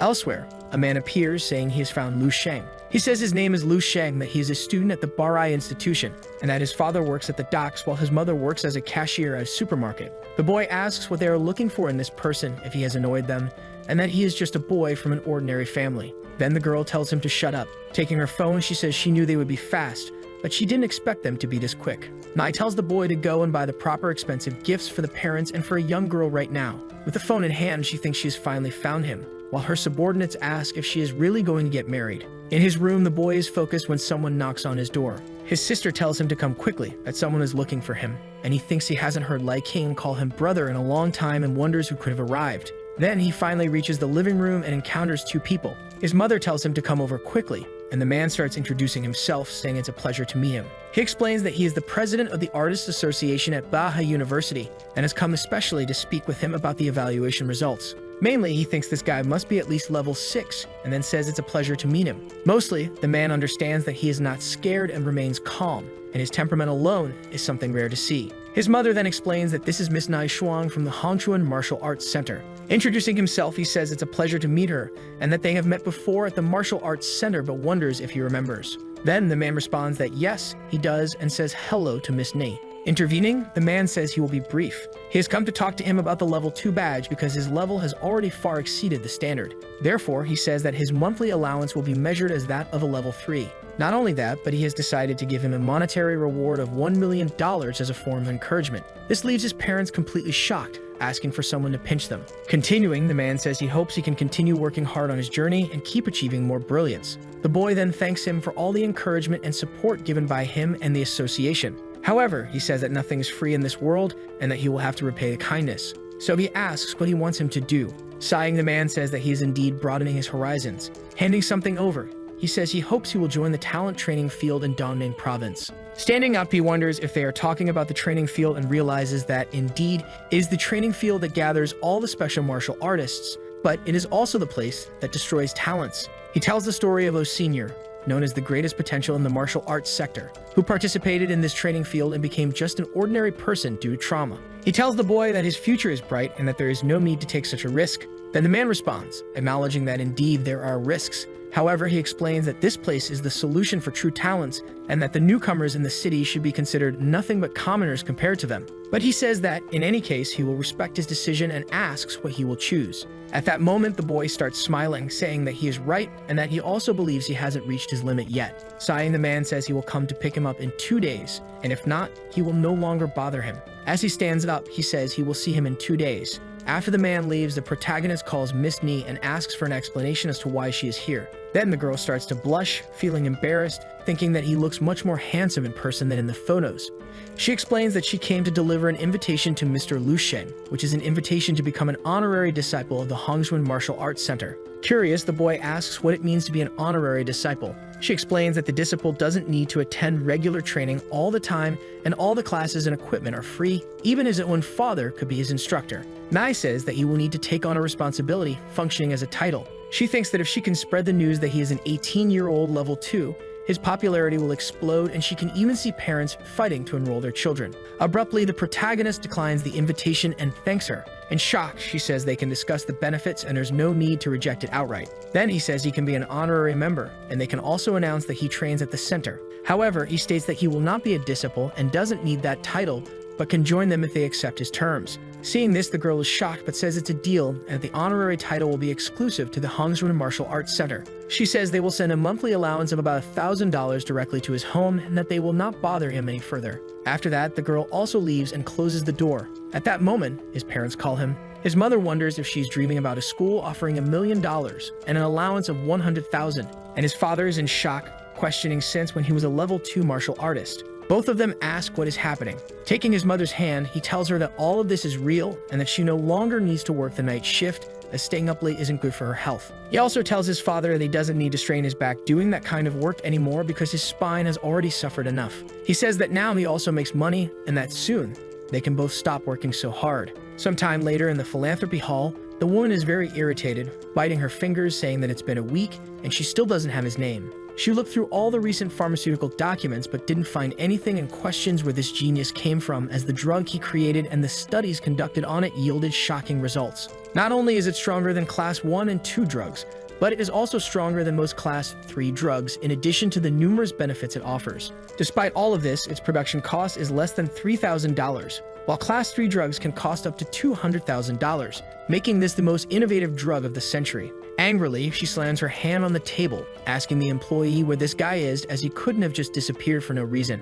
Nervously, the boy says he found him. Standing up in surprise, she asks where he is, and then he points. The newspaper reports that yesterday a martial arts genius appeared in the city and that he passed through there. There are 7 level 2 martial arts skills at only 8 years old, and his battle power exceeds the average of level 3 martial artists. This genius is named Lu Sheng, and he is currently a student at the Barrier Institute. Seeing all this, the girl is in shock, questioning how he can be just a student. Sometime later in the sea of trees, a bird is by a beautiful stream when it notices something and begins flapping its wings, flying away. Suddenly, energy rushes past it, startling the bird. It's Lu Sheng running at full speed. He didn't think he could use the fixed star power himself. With his power quadrupled by the fixed star alongside the stabilization of the land of dreams and his agility, he is able to reach new limits. So he decides to call this the cloud-chasing step. After running so much, he stands atop a mountain. Calmly, he looks at the beautiful view with the radiant sun. He thinks that this is how the lateral breathing technique should be used, and with each breath he takes, he absorbs the energy from the air.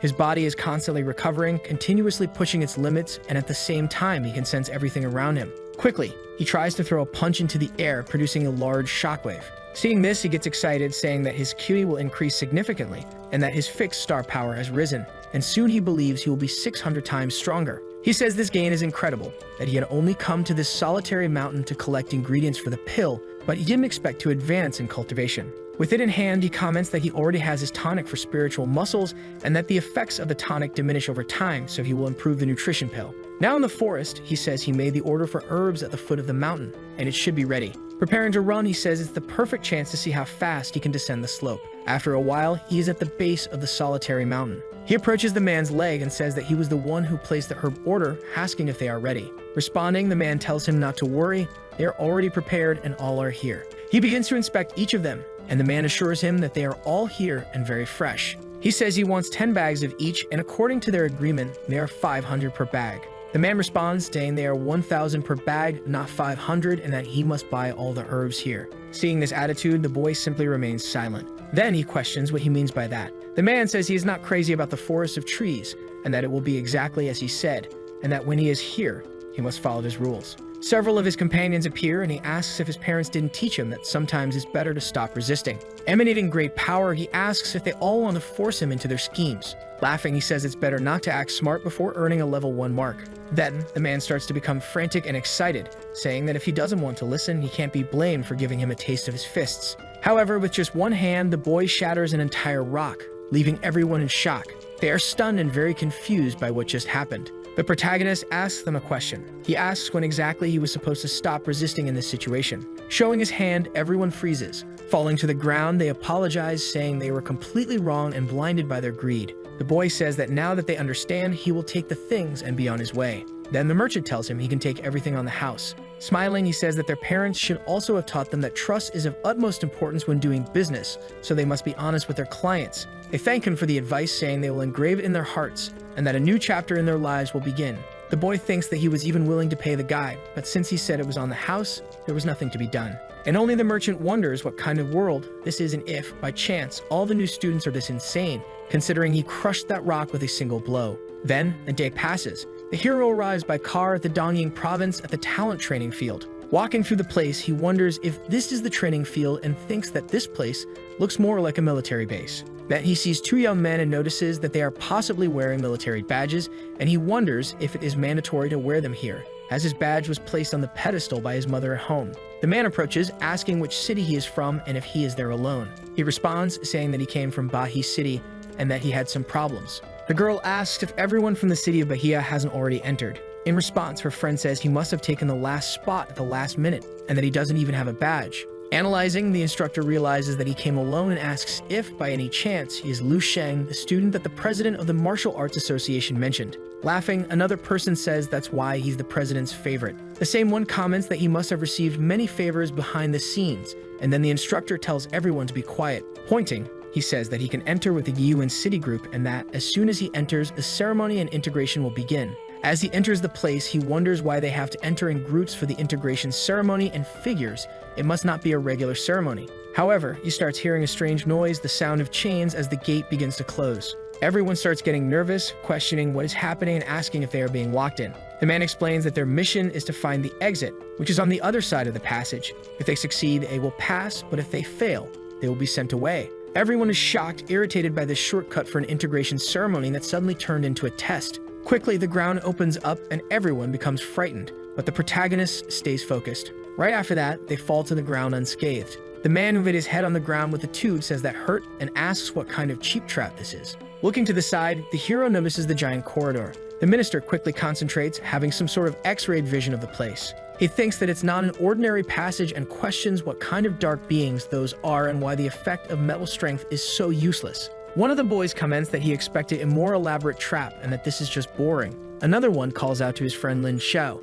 asking if he knew about this from the start and why he didn't warn everyone. The boy comments that he has no adaptability at all and that he shouldn't go around saying he's a city genius as it will ruin his image. Another student gets irritated with the boy's arrogance, insulting him while the girl tells them to stop fighting right now. She says that they are all from the same city and that it wasn't easy for them to enter this training field, so they should work together. Lin Xiao says she is right and that all this city should work together, and it would be terrible if they lost to someone because this is an extremely talented field. Pointing to the hero, he says that there might be an extra person here and wonders if this kind-hearted stranger is willing to explore the place for them. Nervous, the girl says it's not a good idea, but laughing, the guy says it's a great idea. The little mounts to help them test the traps. In response, the hero simply sighs and says he can go. The boy comments that he better try hard. If he does well, maybe he can join them. Looking back, the protagonist says that predators walk alone and that only prey travel in packs, leaving the arrogant boy visibly unsettled. The conceited boy questions how he dares call him prey and says he's going to kill him.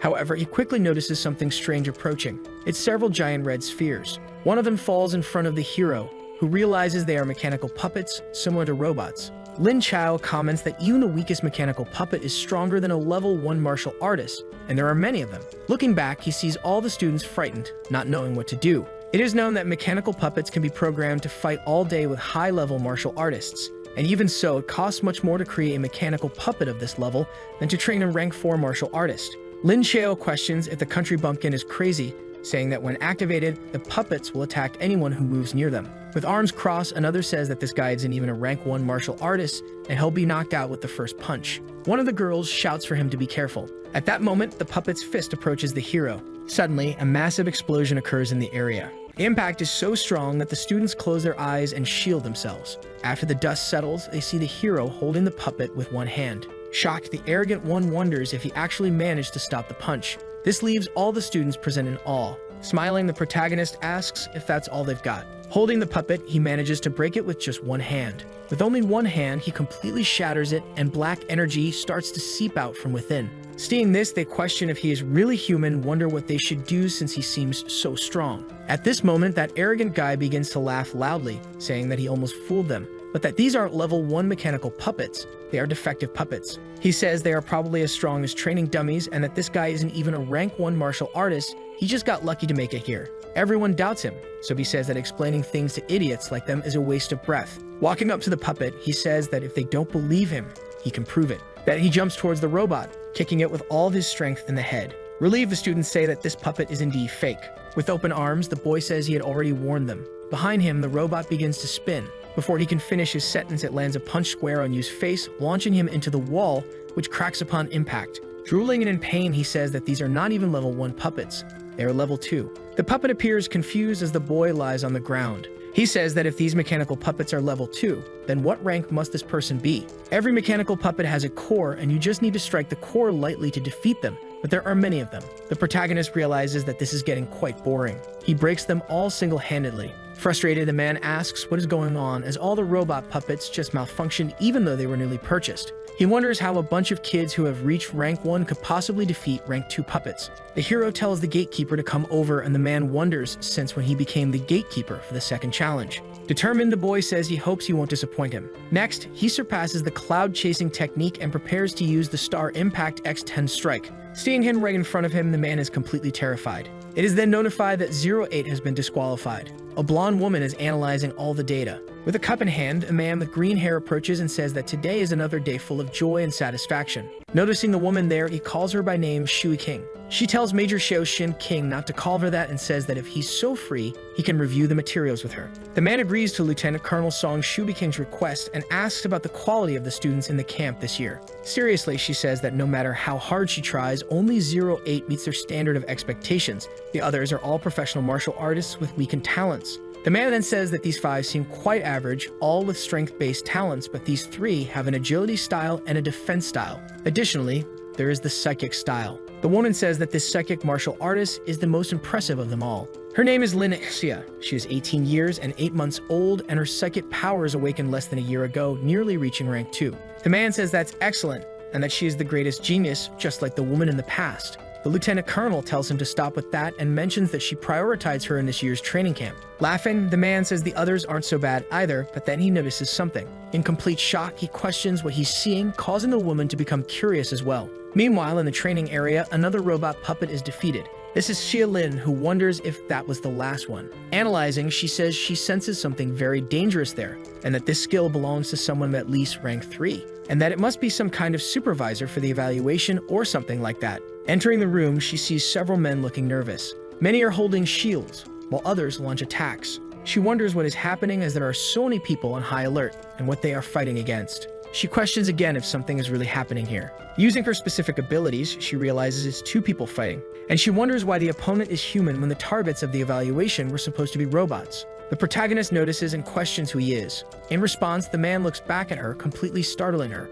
At that moment, the door quickly closes, and looking back, the guards seem curious. Trembling, the girl asks what that was as the feeling of fear overwhelmed her heart with terror. The major asks what the situation was there and where the responsible supervisor is. He explains that the surveillance cameras near the entrance were all destroyed, and they lost contact with the supervisor. The man demands information on everyone who passed through Passage 12 right now, and she says it's no longer necessary. A crater begins to form in the wall. Breaking through the wall, the protagonist emerges. Relieved, the men understand it's just a student. But suddenly, a murderous aura emerges. He is walking while carrying an unconscious man. The lieutenant asks if he isn't a student from Qinyuan City and questions who he is. The boy drops the man on the ground and introduces himself as Liu Sheng from Bay City. Smiling, the major says he has guts. He remarks that in addition to destroying those mechanical puppets, he also defeated the supervising instructor, proving he is exceptional. With a slight snort, the boy says it's a misunderstanding. He thought it was part of the evaluation and the instructor was indeed strong, so he didn't hold back. Seeing this, the woman remains silent, observing. Then a powerful energy manifests from within her. It moves toward the protagonist. He simply stands still, saying nothing. She congratulates him for passing the entrance evaluation. She then asks him to rest as a staff member will guide him to the dormitories. She mentions that she watched the recording and that the mechanical puppets were nothing more than toys in his hands. The man states that his records show his vitality is only 15, and his combat power is 15,000, questioning if that's possible. This controversial figure says he evaluated him with psychic energy and felt nothing. He didn't react either. At this point, the major asks how she managed to handle that monster. The woman says she has decided, but the record statistics are not accurate. They will mark him as a high priority, just like Xia Lin, and it seems this year's election will be very interesting. Meanwhile, Lu wonders if that was a psychic energy surge and that the psychic power from the Dong structure is at least 5 times stronger than his. The man says it's time for them to go to the cafeteria to eat something, and he'll take him to the dormitory afterward. The hero thanks him and apologizes for the inconvenience. The man tells him he can eat as much as he wants for his first meal, and then he finds himself at the table, seeing many delicious dishes. He says everything is delicious and that he needs 10 more plates. As he eats a lot, a woman approaches asking if he is the student Liu Sheng. She introduces herself as Yang Yuan and says she is also a representative from Bay City. Then she asks if she can sit with him. He responds, saying the food is unlimited and that she can get more from the kitchen. Irritated, she thinks to herself that she's not here for the food. Thoughtfully, the hero mentions that according to what the president had said, Bay City hasn't had a representative for years, so he questions what is going on. She says he must have misunderstood, as the city currently sends representatives every year, but almost no one has passed the entrance evaluation for years. And even if they pass the evaluation, they are asked to leave because they don't accumulate enough points. Afterward, they just become stepping stones for others. Lu asks what these points she's talking about are. She explains that points are the currency here, and if he wants to use the resources of the training camp, he will need to spend points. For example, using equipment, consulting the cultivation sector, getting tonics, and even securing lodging all require points. And the fly meat he is eating is exclusive to military rations, but he can obtain it by spending points. So far, only 3 people in the entire training camp have earned points. Surprised, he asks if it's only 3 and how they managed to get them. She responds that points are only earned by passing tests and evaluations, and they gain points by passing the entrance exam. Kao Yang, a rank 2 martial artist awakened from Yanglan City, possesses the stone skin talent. Next is Meng Xin, a rank 2 martial artist awakened from Dongjiang City, and he possesses super speed.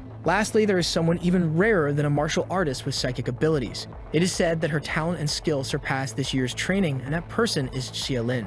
She was walking down the hallway when suddenly she notices something. Looking to the side, she sees the protagonist eating an entire chicken. Seeing this, she's completely startled and shocked. She almost drops her food while in the background the protagonist asks if it's her. Yang asks if he knows her, and he responds that they met briefly. The woman mentions that there is also a fourth person, but the rumors about them are quite absurd. Besides being extremely strong, they supposedly managed to destroy almost all the mechanical puppets alone. On top of that, she says that person is a maniac, and they even beat the supervising instructor to the point that he had to be taken to the hospital. She says they are talking about a raging lunatic and laughs, saying she doesn't believe such a person exists. The boy mainly understands that the instructor was really tough and that everyone here is talented. Handing him the map guide, she tells him not to worry as she believes in him. She says that with his talent abilities and more training time, he could become as strong as they are. Wiping himself, the boy thanks her and someone behind him appears, asking if he is the student Lu Sheng. The person informs him that because he destroyed 18 mechanical puppets during the evaluation and beat the supervising instructor, who is still in the hospital,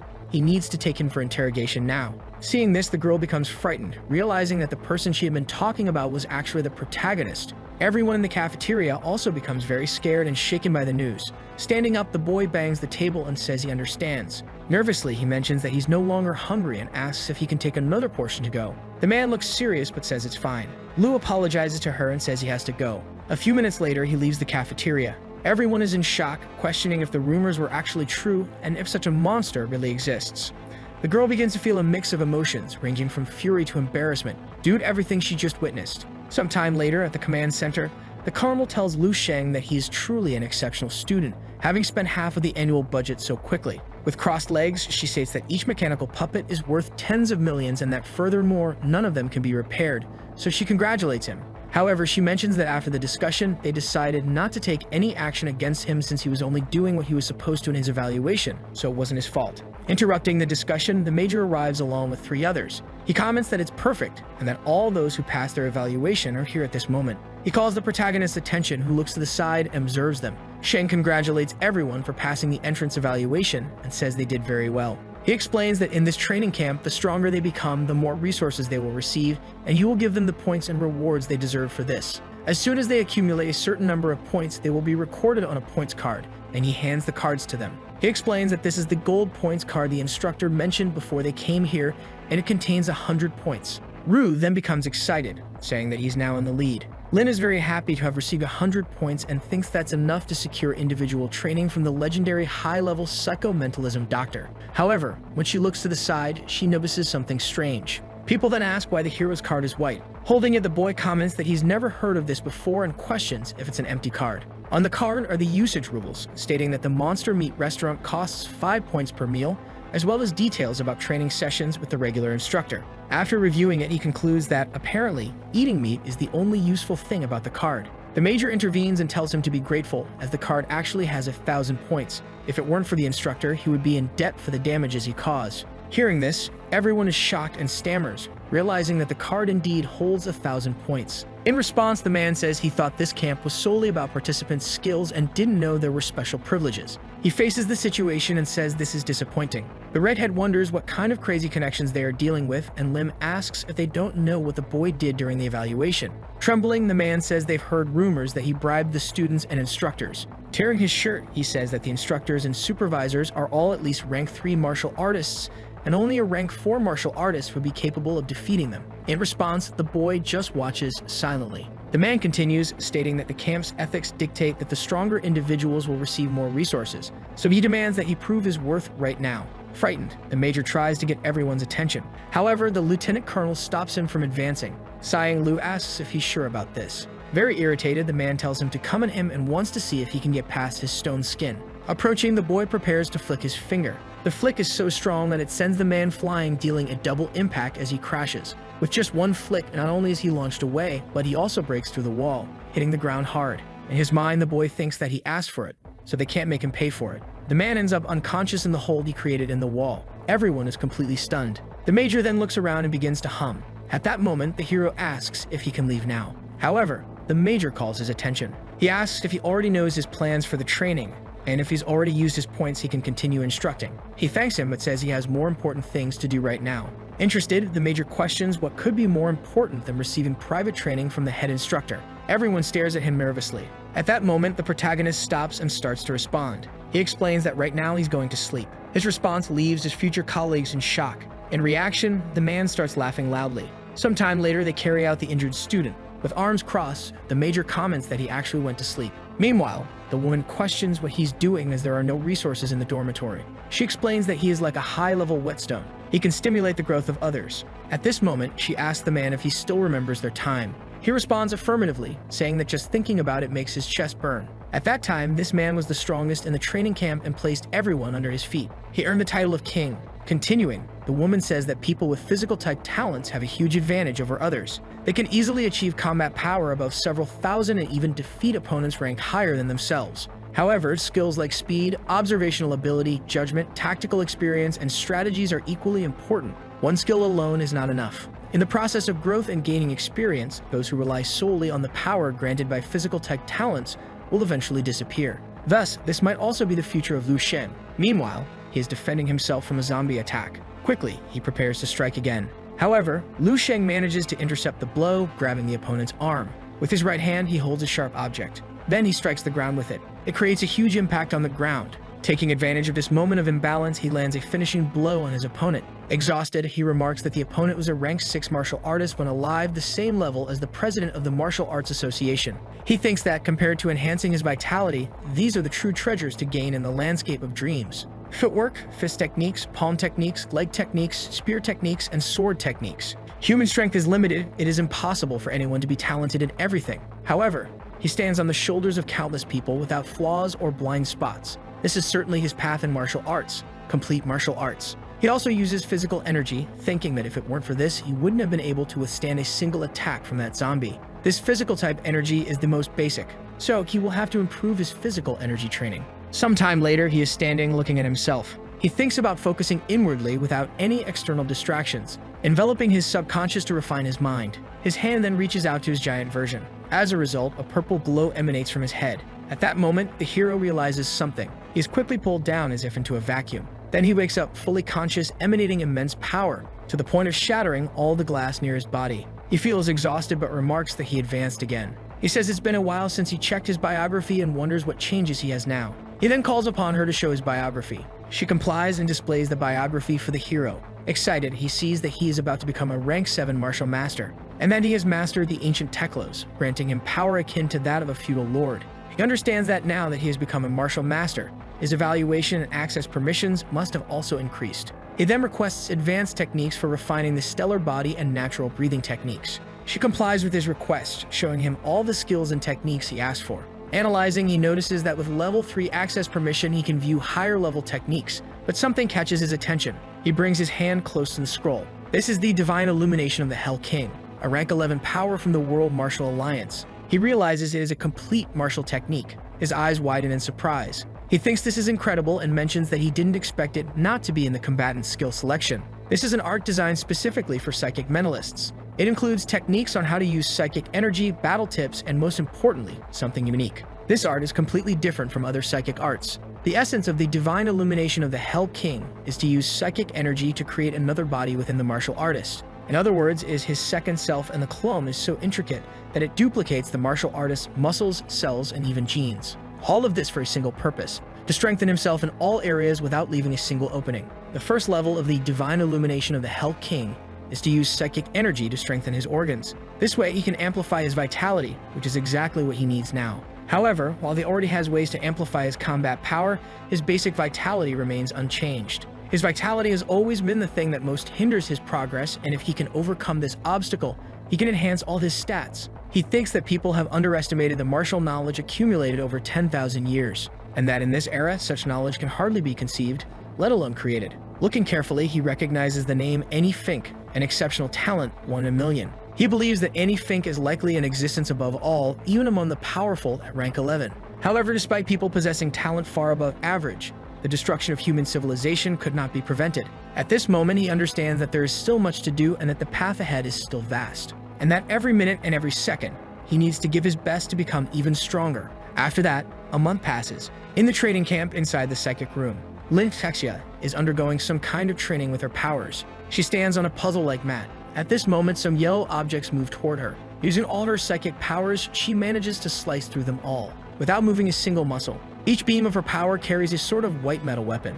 In the background, someone comments that it wasn't bad at all, and that she is progressing very quickly. They also point out a room, stating that she can now control 3 stars with ease, and once she can control 6 effortlessly. That will signify that she has entered the realm of a level 1 mentalist. The girl bows, thanking them and saying it's all thanks to her tutor. The tutor responds that it is due to her talent and effort. However, Falk noticed something. It seems there is a significant weakness in her mental fortitude. The girl becomes nervous as the woman continues, asking if someone has left her with some kind of mental trauma before. The image of the protagonist quickly flashes in her mind. She responds affirmatively and asks the head tutor if there is any way to resolve it. The woman then says it is very simple. She explains that she must find the person who caused her trauma and defeat or kill them. That way, her trauma will naturally disappear. In complete shock, the girl really didn't expect that answer. Confused, Song mentions that she is in the midst of rapid growth in terms of skills and that it shouldn't be difficult for her. Lin knows that the guy being mentioned has wasted all his time sleeping up until now and wonders if his skills have stagnated during this period. Because of this, she thinks she might have a chance. Leaning against the wall, the major asks her if she's done and how it went. The woman says she is talented, but her character is a bit weak. Continuing, she mentions that they have taught them what they needed to learn, and with only 1 to 2 months remaining, it will soon be over. She then asks about the protagonist, and he says that every time the team checks on him, they find him just sleeping, deeming him a lost cause. The man recalls that during the lecture, he said if a student wanted, they could sleep all day and no one would care. His companion remarks that he shouldn't have said that. At this point, the major asks if they still plan to use him as a whetstone, and Ed Abdullah responds that he's not even worthy of being used as a stepping stone. As he walks away, he says to leave him alone. Otherwise, Seelin might tear him to pieces during a camp evaluation, and the man says he's not afraid of either of them. Meanwhile, elsewhere, Yang is tired as she sweeps something. A colleague asks if she's not done yet and offers to help her. She comments that she envies those who earn 100 points as it's enough to cover their expenses for 2 months. Yang says that people like them have to save and endure hunger just to survive. Changing the subject, the woman asks what that Lu Sheng from her city has been up to all this time. Nervously, the girl responds that she doesn't know. The girl continues, saying that the guy made a big impact when they arrived, but in the end, everything ended for him the next day. She mentions that he's been locked in his room all this time, wondering if he's scared or something. In her mind, the girl thinks that Lu Sheng isn't like that. Turning around, she tells the girl to rest and that she can handle the rest. Suddenly, they hear a call, saying that it looks like Ko Young is about to face quadruple gravity force. Hearing this, the girl thinks about how she almost fainted after spending only 20 minutes in a double gravity chamber. Taking her hand, her friend suggests they go check it out. Nervously, the girl thinks about Lu Sheng and what he must be doing now. The protagonist is training elsewhere. That muscular man from before is training under triple gravity force. One of them comments that it's been 4 minutes and that he managed 80 more seconds than the last time, pressing the button to end the test. Everyone applauds Ko Young, saying he really pushed himself and spent 4 minutes under triple gravity force. Sighing, the man says he did well. Hearing everyone's applause, he wonders how they would react if he increased it to quadruple gravity force. Approaching the man, someone comments that soon he'll be able to handle quadruple gravity force and thus become a rank 3 martial artist. The oblivious one rubs his head as he feels a dull ache and asks how Lu Sheng is doing. The man responds that he's still the same, and every time someone checks his room, they find him just sleeping on the bed. Young thinks that in the past he had no chance against him. But now, no matter how slow the turtle is, it can still catch up to the sleepyhead, especially since he spent over a month just sleeping. It ended up being a waste of those 1,000 points, so perhaps this is his chance. Speaking of the person in question, he suddenly appears in the training room. He asks if this is the gravity training room and says it looks fun. Young greets the sleepyhead and asks if he finally decided to come to the gravity training room after sleeping for over a month. Ignoring the boy, he only thinks that he didn't expect to spend so much on food. Pressing a button, he tells him to start slowly as there are only 3 hours left. He looks back and questions if it's really been over a month and that now he can find out how strong he's become. The man then asks if he won't warm up first. Upon entering, he sets the gravity force to level 2. Smiling, Young comments that gravity force is no joke, and if he doesn't do some kind of warm-up before using it, the external pressure can immobilize him and destroy his organs. He comments that either Lu Sheng doesn't know this or he's too arrogant. Everyone is watching and they say the gravity system must have already activated and wonder why he hasn't noticed yet. At that moment, Lu Sheng throws a punch. While everyone observes, one of the men starts to tremble. Others approach, asking if that really is Lu Sheng. The boy is demonstrating incredible mobility. They question how Lu Sheng can move so fluidly, even under this gravitational force. Excited, the boy says this is quite innovative. He then decides to press another button. Seeing this, the man wonders if he is going to stop because he can't handle it anymore. but the boy decides to press the button anyway. It makes an irritating beeping sound, which annoys everyone. They wonder what's happening. In fact, he has increased it to quadruple gravity force. Focusing, he thinks about how this feels like being under an even greater gravitational force. He then slaps the ground with his hand. This leaves everyone surprised and shocked. Sweating, the man can't understand what's going on. Lynn approaches the area saying she's exhausted and that the instructor was really annoying. When she looks to the side, she notices something strange. She wonders why so many people are gathered there. Mouths open, people are stunned and dazed by what they are witnessing. Curious, the girl approaches and asks what they are looking at. But when she looks through the glass, she sees something very strange. Lu Sheng, without any difficulty, is doing a handstand using only 2 fingers. Pointing at the glass, she asks if that frog really is Lu Sheng. Young is in shock, questioning why he is so strong. She wonders if he shouldn't have been sleeping all this time. At the same time, the boy thinks that the quintuple gravity force is fun, but it's probably time now. He stops his handstand and goes to press the button. He ends up increasing it to quintuple gravity, which leaves everyone in shock. He then uses the natural breathing technique, earth breathing mode. One of the observers remarks if they're really seeing this, and another asks what's going on. The arrogant one also arrives at the scene, asking if this is real. Young also arrives, saying it can't be, and it's really that kid. Pressing up against the glass, Young still doesn't understand how this can be happening now. The quintuple gravity force has been activated. The boy understands that this force is perfect for his current training, allowing him to perform the movements of the stellar body enhancement technique. However, all of this is still far from enough, because he needs an even greater pressure, one that will push him to his limits. Wei asks if he's finally going to turn off the machine because he can no longer move. Another person says it's impressive that he lasted so long under quintuple gravity force. However, at that exact moment, the hero presses the button again, leaving everyone in shock once more. Meanwhile, in the command room, Caps Baigsa comments that there were 2 others today and several students have already quit the training camp. The major remarks that they are all spoiled and pampered, and after going through so many difficulties here, it's no surprise they don't want to stay any longer. It's a matter of whether they can endure a bit of hardship before facing monsters in the future. In response, the man says their level is very good and around 80% of them should make it to the end. At this point, he asks to take a look at the gravity room and studio movement because people are pushing to break new records. However, he notices that someone has just broken the record in the gravity room. Song mentions that Cao Yang was about to reach quadruple gravity force. However, the major says that someone did break the record, but it wasn't him. The one who broke the record was, in fact, Lu Sheng under octuple gravity force. Upon hearing this, the woman ends up breaking the glass she's holding. Standing up, she questions if he's really talking about Lu Sheng. The major asks what rank he is, and the woman responds that she doesn't know. But she says they have finally found the person they were looking for. Meanwhile, in the gravity room, Cao Yang realizes that this gravitational force is still too much for his current level of vitality, and he is reaching his limit. Now he decides to try out the new technique. His heart begins to be enveloped by a mystical energy that flows throughout his body.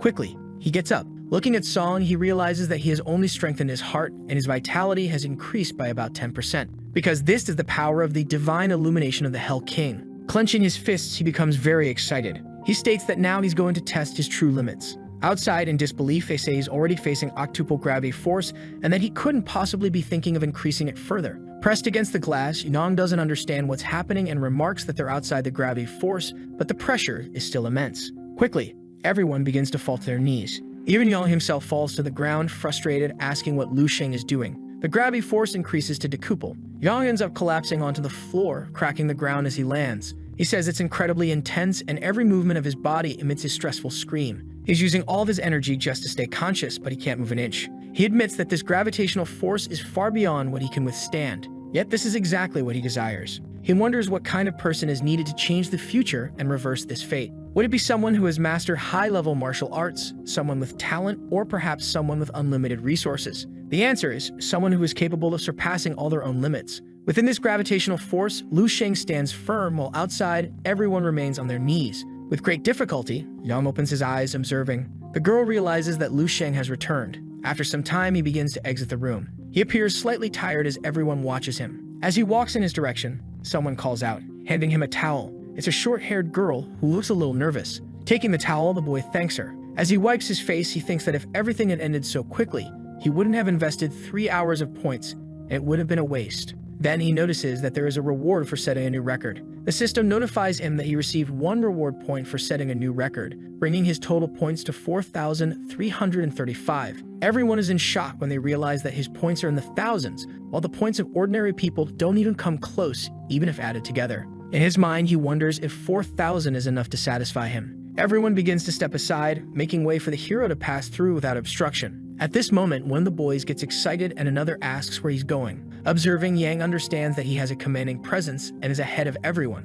Watching this scene is like observing a fierce tiger advancing with a distant September chasing behind. Her friend comments that he has a talent for physical strength and broke the record, questioning if he's at the age of a rank 4. Widening her eyes, the girl realizes he's heading to the movement and footwork technique studio. Meanwhile, Rav is training in a rune, dodging lasers. He has completed the level 2 tactic training with a 97% success rate. This achievement has allowed him to surpass 52% of the students in terms of movement skill. He understands that his results are constantly updated on the main martial alliance board and that he has already surpassed more than half of the people worldwide. He reflects that humans are not all equal and that the gap between them and others is now beyond any measure, and that even by merely observing his training, these people have gained extraordinary benefits. Opening the door, he stands with open arms, expecting acceptance from the others. However, he notices that they are looking at another room and questions what's happening. Even the structure and its instructors are present there. Running to the spot, he asks why everyone is looking over there, and someone says it's because of Lu Sheng. The redhead asks if they're talking about lazy Lu Sheng and questions if he really thinks he's going to break his record. Looking back, the boy feels confused, wondering who this redhead is. But then both look forward, stunned. They realize he's going to test himself with all the laser launchers activated at maximum power. Observing the protagonist, they understand that all he needs to do is avoid the laser beams. Focused, he mentions that it's impossible to predict where the laser will come from. That's one of the challenges of this training. However, with his vision, this is nothing for him. Suddenly, numerous laser beams begin to appear, and the protagonist starts dodging them one by one with ease. Seeing this, the redhead questions if this is even possible, and another comments that there are thousands of lasers in the training studio, and it's impossible to predict where they'll hit. Grabbing him by the shirt, he asks if this is really the boy's first time in the movement studio, and the other responds that it is, and that before this he was already in a G-Force training and broke a historical record there. Falling to his knees, he asks if the boy's talent wasn't of the physical type and that he didn't spend the whole month sleeping. Very sad, he understands that this is the huge difference between their powers. The lieutenant also observes, wondering if it is his first time in the movement studio. But she understands that even if he had gone hundreds of times, it wouldn't be easy to reach that kind of level. The analysis of the environment of his movements instead of being reactive is as if they were predictions. To demonstrate this, the protagonist turns his head as if to predict that the laser beam would hit that specific point. With eyes wide open, the lieutenant observes, questioning how he is able to do this. Even with multiple lasers in sequence, the protagonist manages to dodge all of them easily. Seeing this, the woman begins to activate some kind of magic. The major questions what she is doing, and she responds with nothing. Analyzing, he thinks it's strange that the last time she tested, there was no psychic energy in him, and he asks why she felt the need to test again. In the level 2 movement studio, his occlusion tactic is at 162%. The boy thinks this training program is really good because he feels that his movements are getting faster. Soon, a notification appears that he has completed level 2 of the movement studio. All the men watch him and say that it looks like the level 2 training was very easy for Shang. The major also comments that it seemed very easy for Shang, and that he has a very relaxed appearance. With her arms crossed, the woman comments that she would like to see how far he could go. At this moment, level 3 training begins in the movement studio. Several balls start being thrown. The amount is immeasurable, and they all head toward the hero. Wetting his hands, the redhead wonders if this is how level 3 is and that it seems very difficult. Quickly, the hero starts dodging them one by one, while the cannons begin to prepare to launch more lasers. The boy stands in the center of the room preparing to dodge, saying that this time is starting to get difficult because the lasers are positioned in a way that prevents him from dodging, and now he will really push himself. Quickly, the lasers are launched in his direction, forming a huge explosion. However, the boy manages to dodge without much difficulty. Curious, the major says that this interior training stage was just discovered by him, and that even among the veterans of rank 4 and 5, only a few managed to reach this stage. She responds that she reached it at 25 years old, and for her, it is different because the Martia Marcello is about speed, and the other says she was born for it, but that boy is only 18. The system shows that he was in the level 3 movement studio with a 15% completion rate. His eyes widen as he sees how close the lasers are. Then he understands that just relying on his psychic sense is not enough. Observing, the man says he doesn't look as relaxed anymore. Suddenly, many lasers appear in front of him. Nervous, the boy says switch. Quickly, he runs using the wind-breathing technique. The Sir manages to dodge all the lasers with great speed. His completion rate is already reaching 62%. The audience, watching carefully, wonders where Liu Shang is because he disappeared. Now the completion rate is already at 81%. One of them comments that that guy is so fast that they can't even see him with the naked eye, and that's why it looks like he disappeared. After some time, the lasers are deactivated, because the completion rate for level 3 has just reached 100% fully completed. As he leaves, the Major says a new generation has arrived and that he really showed everything today, being the first to withstand G-Force 10 times and now level 3. However, the woman tells him not to leave because it seems the boy will continue, so he moves on to level 4. Perplexed, the man says that he just started entering level 4 and asks if he's really trying to go through all this in just one day. The woman then also watches in silence. Inside the movement studio, the hero begins to set things up. Some kind of device starts shaking near his foot. Another one appears in front of him, starting to produce some type of laser. At this moment, two types of electromagnetic fields begin to emerge, one red and the other blue. Looking up, the hero sees several lasers, one close to the other. One of the people questions what that is and if it's possible to dodge all of that. Even Rufik, who had been arrogant, is now in shock. However, he has already reached a 30% completion rate at level 4. Watching, the Major says that now that he's past this stage, it will see how Lu Sheng handles it. Observing everything, he understands that he is almost at the limit of what he can do with the speed enhancement of the wind expression. Facing all of this, he thinks of a plan. Determined, he uses the Hell King's divine illumination. With his body burning in green flames, he gets ready, standing with both arms extended while he waits. The feeling he experiences is as if time had stopped, and the correct term for this would be temporal sense. Quickly, he manages to dodge and understand that this transformation of someone's psychic energy means that he is now officially a rank 3 psychic mentalist. Attentively observing this, he is in complete shock. Then the entire wall in front of him begins to crack. After breaking it completely, she appears, saying that he is indeed a psychic mentalist,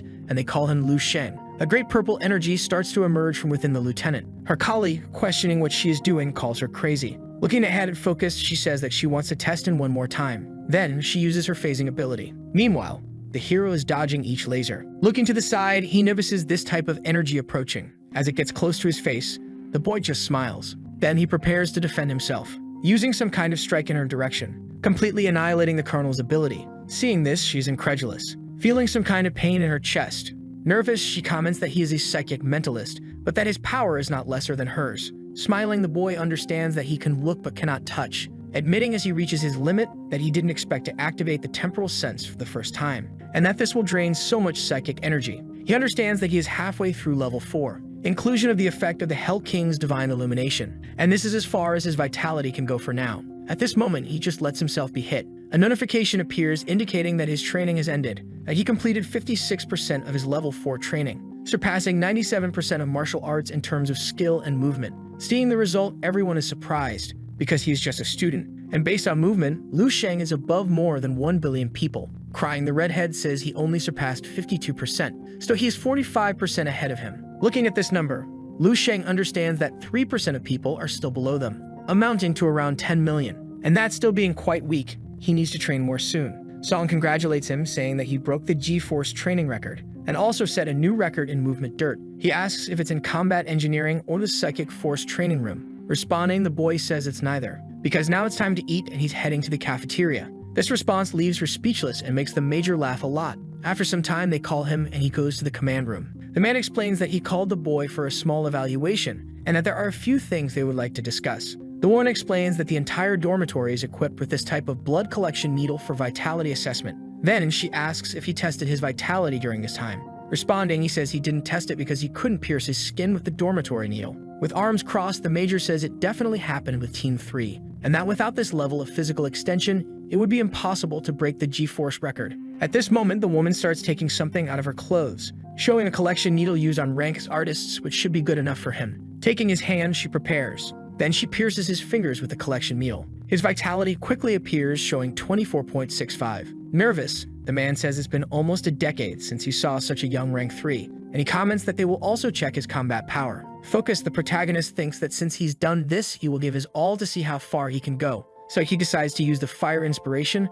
Perfect Fist Technique, and Cell Impact 8 times, hitting the dummy with his maximum strength. Soon he reaches a combat power of 100,217,000. In shock, he wonders how a rank 3 martial artist managed to reach the combat power of a rank 5, and that's enough. This boy is a complete monster. The man says that he has already graduated and that he can do whatever he wants from now on, and that he will issue a report for the Martial Association to update his ranking. With the woman in complete distress, I had to expect that there would still be one more test. She explains that this is an energy crystal, a crystal discovered in the country of Lion over 100 years ago, and that after that, it was used to evaluate the psychic power of mentalists. All he needs to do is touch it with his own hands and pour his psychic energy into it. With her hands on it, it's visible that her power is 143.24, and the Major is shocked that hers is also increased. She says that she doesn't sit around like him all day for nothing. The man then responds saying that she can insult him, but she cannot insult his lifestyle. A little later, the protagonist places his hand on the crystal. The man says that her saying he should have half of her power is fine, but saying that he's not weaker than her, he couldn't believe it for a second. But the woman tells him to shut up. Focused, he begins to pour all his psychic energy into the device. A lot of energy begins to emanate from the crystal, making the instructor ask how this is possible. His mental strength is 113.56. Observing this, the woman realizes that there's a mental purity of 20.3, being more than double that mental strength, and for a psychic, each point of mental purity is extremely difficult to acquire, because it's like folding and compressing a common towel repeatedly until, from doing so, the towel becomes compressed to the size of a coin. She is in shock because he is only 18 years old with an absurd level of skill, and the term change is not enough to describe him. The Major, also in shock, says that this is incredible and so impressive that it borders on the divine. Hearing this, the woman punches him with the tube in his face. Approaching the boy, she asks if he already has a master, and if he has studied mental cultivation techniques before. Lu Sheng responds, saying he already has a master, and that his master taught him a unique method of cultivating mental energy, in addition to teaching other things as well. Sighing, she says she understands, as she had already suspected, and that it's obvious he already had a master. Song comments that even with a master, this shows how powerful and talented he is, and asks if his talent awakening was not too long ago, and the boy responds that it was less than 3 months ago. This response leaves the two stunned, unable to comprehend. Nervously, she comments that he reaches the level of mental energy and has such high purity, and that it would be difficult to find someone like him in several decades. Not understanding, the boy asks if mental masters also have associations. She explains that the system of mental masters is completely different due to the rarity of mental talent awakenings, and that even in a country with a large population, less than 1% have the talents of a mental master. She says that perhaps his master didn't tell him to avoid affecting his training, since the more knowledge one has, the more distractions arise, and the purity of his mental energy could end up diminishing. However, since he is a genius, she would like him to join the association, and they could provide him with more resources for his training, showing her insignia. Responding, the boy says that he has never seen his master's appearance, and that he always receives his master's instruction in a very mysterious way. The girl says that his master must be an extraordinary person and thinks that when such a powerful talent is discovered, people want to protect him, and that it's surprising that his master allows him to live independently and only someone with a very high level of perceptive knowledge could act that way. In his mind, the hero thinks that it's very difficult to explain this, so he used that excuse. But it would be very cool to openly say that his master came from the future. Being 10,000 years in the future and possessing a level 11 power, his name is Duan Wushing. Smiling, the man intervenes, saying that he would love to continue the conversation, but he came to discuss a few matters with him. He then hands him a card with 5 million and says that the training camp isn't over, but it seems that he is the #1 student and gives him his additional prize. The girl comments that he shouldn't worry, as there's no way to be dissatisfied because this is the most they can offer. The Major laughs, saying that he is famous in the camp for being a big eater, and that if you add up all the money he spends on food, it will definitely reach 7 or 8 million. In shock, the boy realizes that those meals are very expensive and asks if he will never be able to eat them again. Song comments that even though that amount of money is small, it's enough to demonstrate the military district's goodwill, and this is the second thing on the list. Examining the card, he asks if this is a form of recruitment. Smiling, the Major replies that he is smart, and that it can be understood that way indeed. However, Song warns him that he must understand that being a martial prodigy like him, he will inevitably go to the battlefield to fight enemies and monsters, because a normal martial warrior cannot become a holy dragon martial warrior while staying in the safe zone. The Major explains that the government and the Martial Alliance offer support and privileges to martial practitioners, but it's not free, and soon the time will come. Laughing, he tells him to consider himself the #1 in the Eastern Military District, and that he should know that in their region, he has an advantage because their female soldiers are the most beautiful in the country. He explains that these are beautiful women with fine features. Before he can finish, the woman throws something at his head. After pushing him away, she explains that he will represent the province's genius training camp and participate in the selection of enlightened generals in the Eastern Province. This information leaves the boy quite startled. She explains that in all Eastern provinces, the training camp concludes with the idea of selecting true geniuses among them who have the potential to become stars. She then asks if he knows what it means to become a star in this context, and the boy responds that he does. It's the title of Grand Master. Returning, the man says that being a star means representing the future Grand Masters, the stars of preparation, and that there is only one person like this in the entire Eastern region each year. He concludes by saying that this person is sanctioned among all prodigies, so Shen quickly accepts. He thinks that since they live in this era, certain things are inevitable and that they are already trying to change the entire human race's stimulus on their own, so he will face difficulties. He says that both General Dong and he fully trusts his abilities, and that if even he cannot succeed, it's hard to imagine who else could in this generation. He explains that the rewards for this competition are granted directly by the Eastern Military District and are much more generous than what they can offer. The woman explains that there are still several months until the star selection, and that it will officially start once all the equipment in all the provinces is completed. The man explains that with the boy's ability, it doesn't matter if he participates in the exam or not.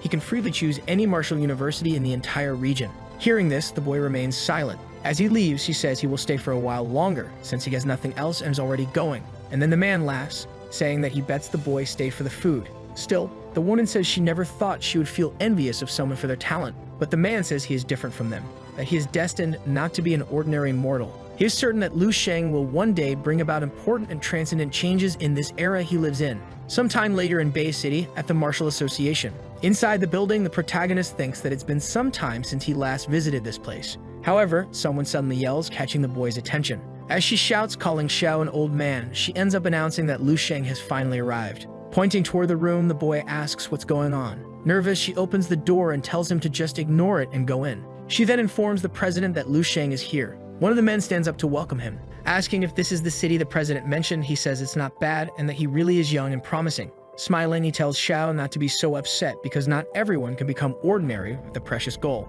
The man is completely hunched over. The one in the hat says that countless people are weaker than his ceiling and that one more or less Lu Sheng in the city won't make any difference. Very irritated, the man thinks he is too arrogant. Completely furious, he questions why he is here if the training camp is ongoing and demands a good explanation. With an envelope in hand, he explains that the head instructor of the training camp asked him to deliver this and that it requires his approval. The man asks if she wants this document to be reviewed and approved by the president of such a small city as Bay. He questions if he committed some kind of fraud at the training camp and now wants the person who recommended him to take responsibility for his mistake. Holding the envelope, President Xiao becomes very irritated. In anger, he ends up tearing the envelope in half. When he sees that the paper is a document containing the evaluation results for Lu Sheng, he is completely astonished. The man then tells Xiao not to let this boy fool him. Xiao then questions Lu Sheng about when he became a rank 3 martial artist. After some time, they speak via video conference with the lieutenant colonel, and he says it's a pleasure to meet her. The man is in shock and nervous, realizing that he is actually speaking with Chief Instructor Dong.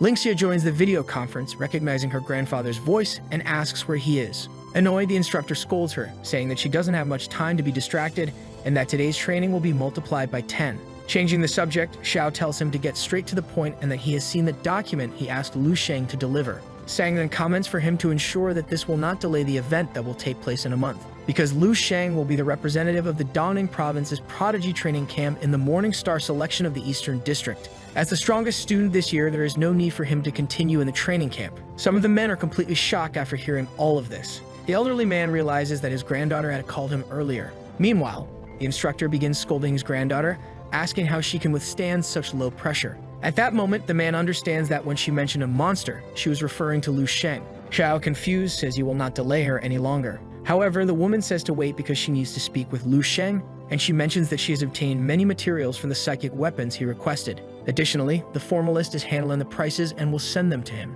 She tells him to hurry for this evaluation, and once approved, he will have the right to access StarWeb to purchase the materials on his own. In complete shock, the president asks the boy if what he just said is true, and if he is going to undergo the evaluation to be approved as a psychic mentalist. Responding, Lu Sheng comments that he was evaluated as a psychic dope bearer at the training camp. Laughing, the man says he wasn't mistaken about him, that he truly is a genius from the city. Hearing all this, the elderly man starts going crazy, laughing and repeating the 270,000 of a psychic mentalist. At the same time, at the entrance of the Martial Association, the president asks if he would like someone to take him home, but the boy says it's not necessary. As he gets into the taxi, he reflects on how impressive it is that, in the world of martial arts, power can achieve anything. The taxi driver asks what his relationship with President Xiao is and comments that he seemed very friendly with the boy. Thoughtful, the boy realizes that even the driver can tell the president is in a good mood, and he replies that they are not related and that he met him today. Spotting a sign ahead, the driver quickly brakes abruptly, facing a giant sign that mimics a banner.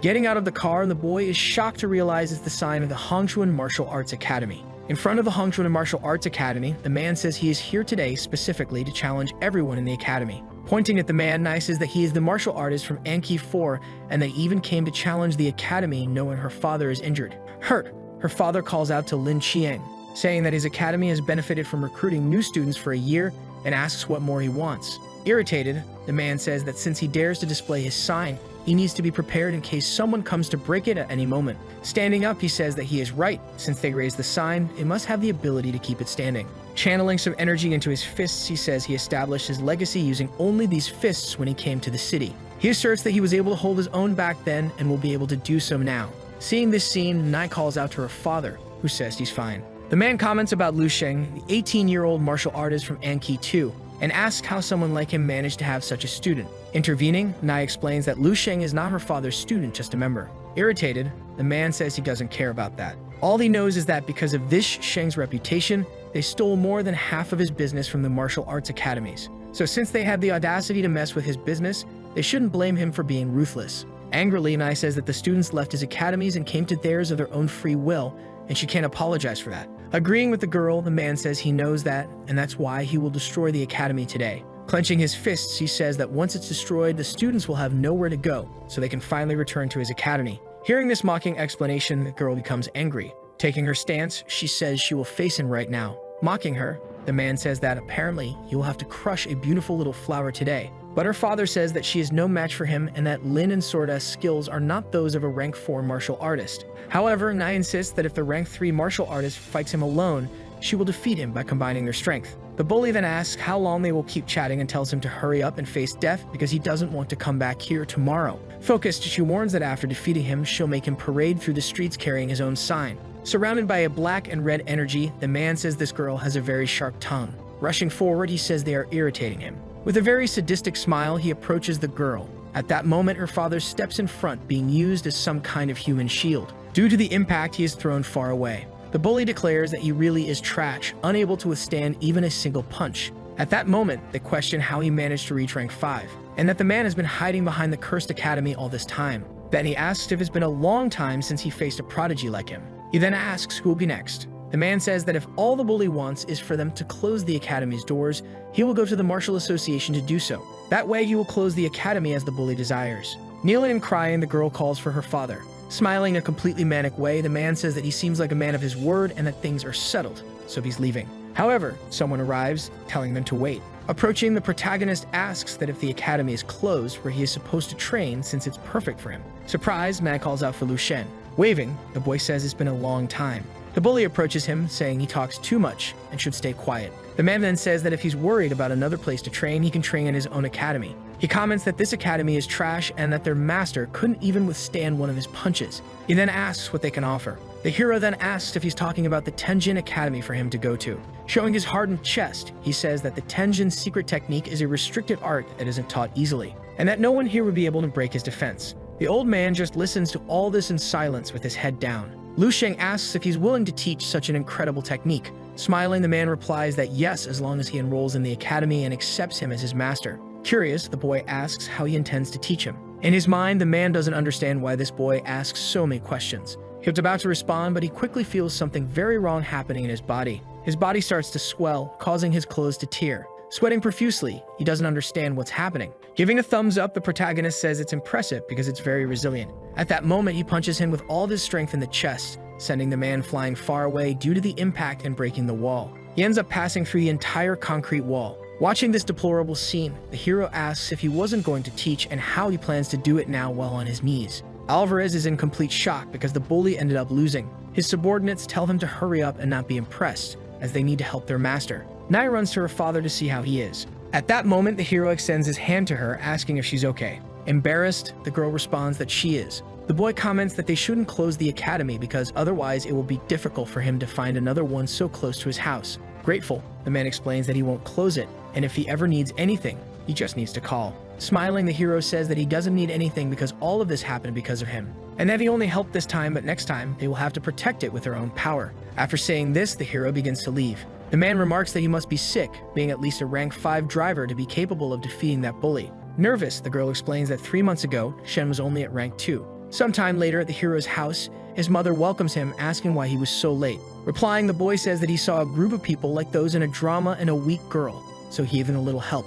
This leaves the woman in shock, asking if he got into a fight. She begins to ask if he's hurt, and the father intervenes, saying that her son is officially a martial artist and should be fine. He explains that being a martial artist means helping those in need and defending the weak, being a true man. The sister approaches, asking what was in the meat he sent to them, because it made their father improve significantly after eating it, and her vitality also increased to 1.1. Then she asks if he stole it from the training camp. Pulling her cheek, he questions who she thinks her brother is and says that she doesn't need to worry because he earned everything fair and square. With a big bowl of rice, she asks if the training was difficult and says that he shouldn't push himself too hard because the most important thing is for him to stay safe and sound. Laughing, the man says she really doesn't know anything because he feels that passion buried deep in his heart all the time, and that he will truly become an incredible person, and that for great things, even if they fail, they will always be there for him. Smiling, the boy says he knows this and understands that for these joyful days to continue, he needs to become stronger so that no one gets hurt. Sometime later in the protagonist's location, an enraged zombie appears near him but is quickly annihilated with a punch.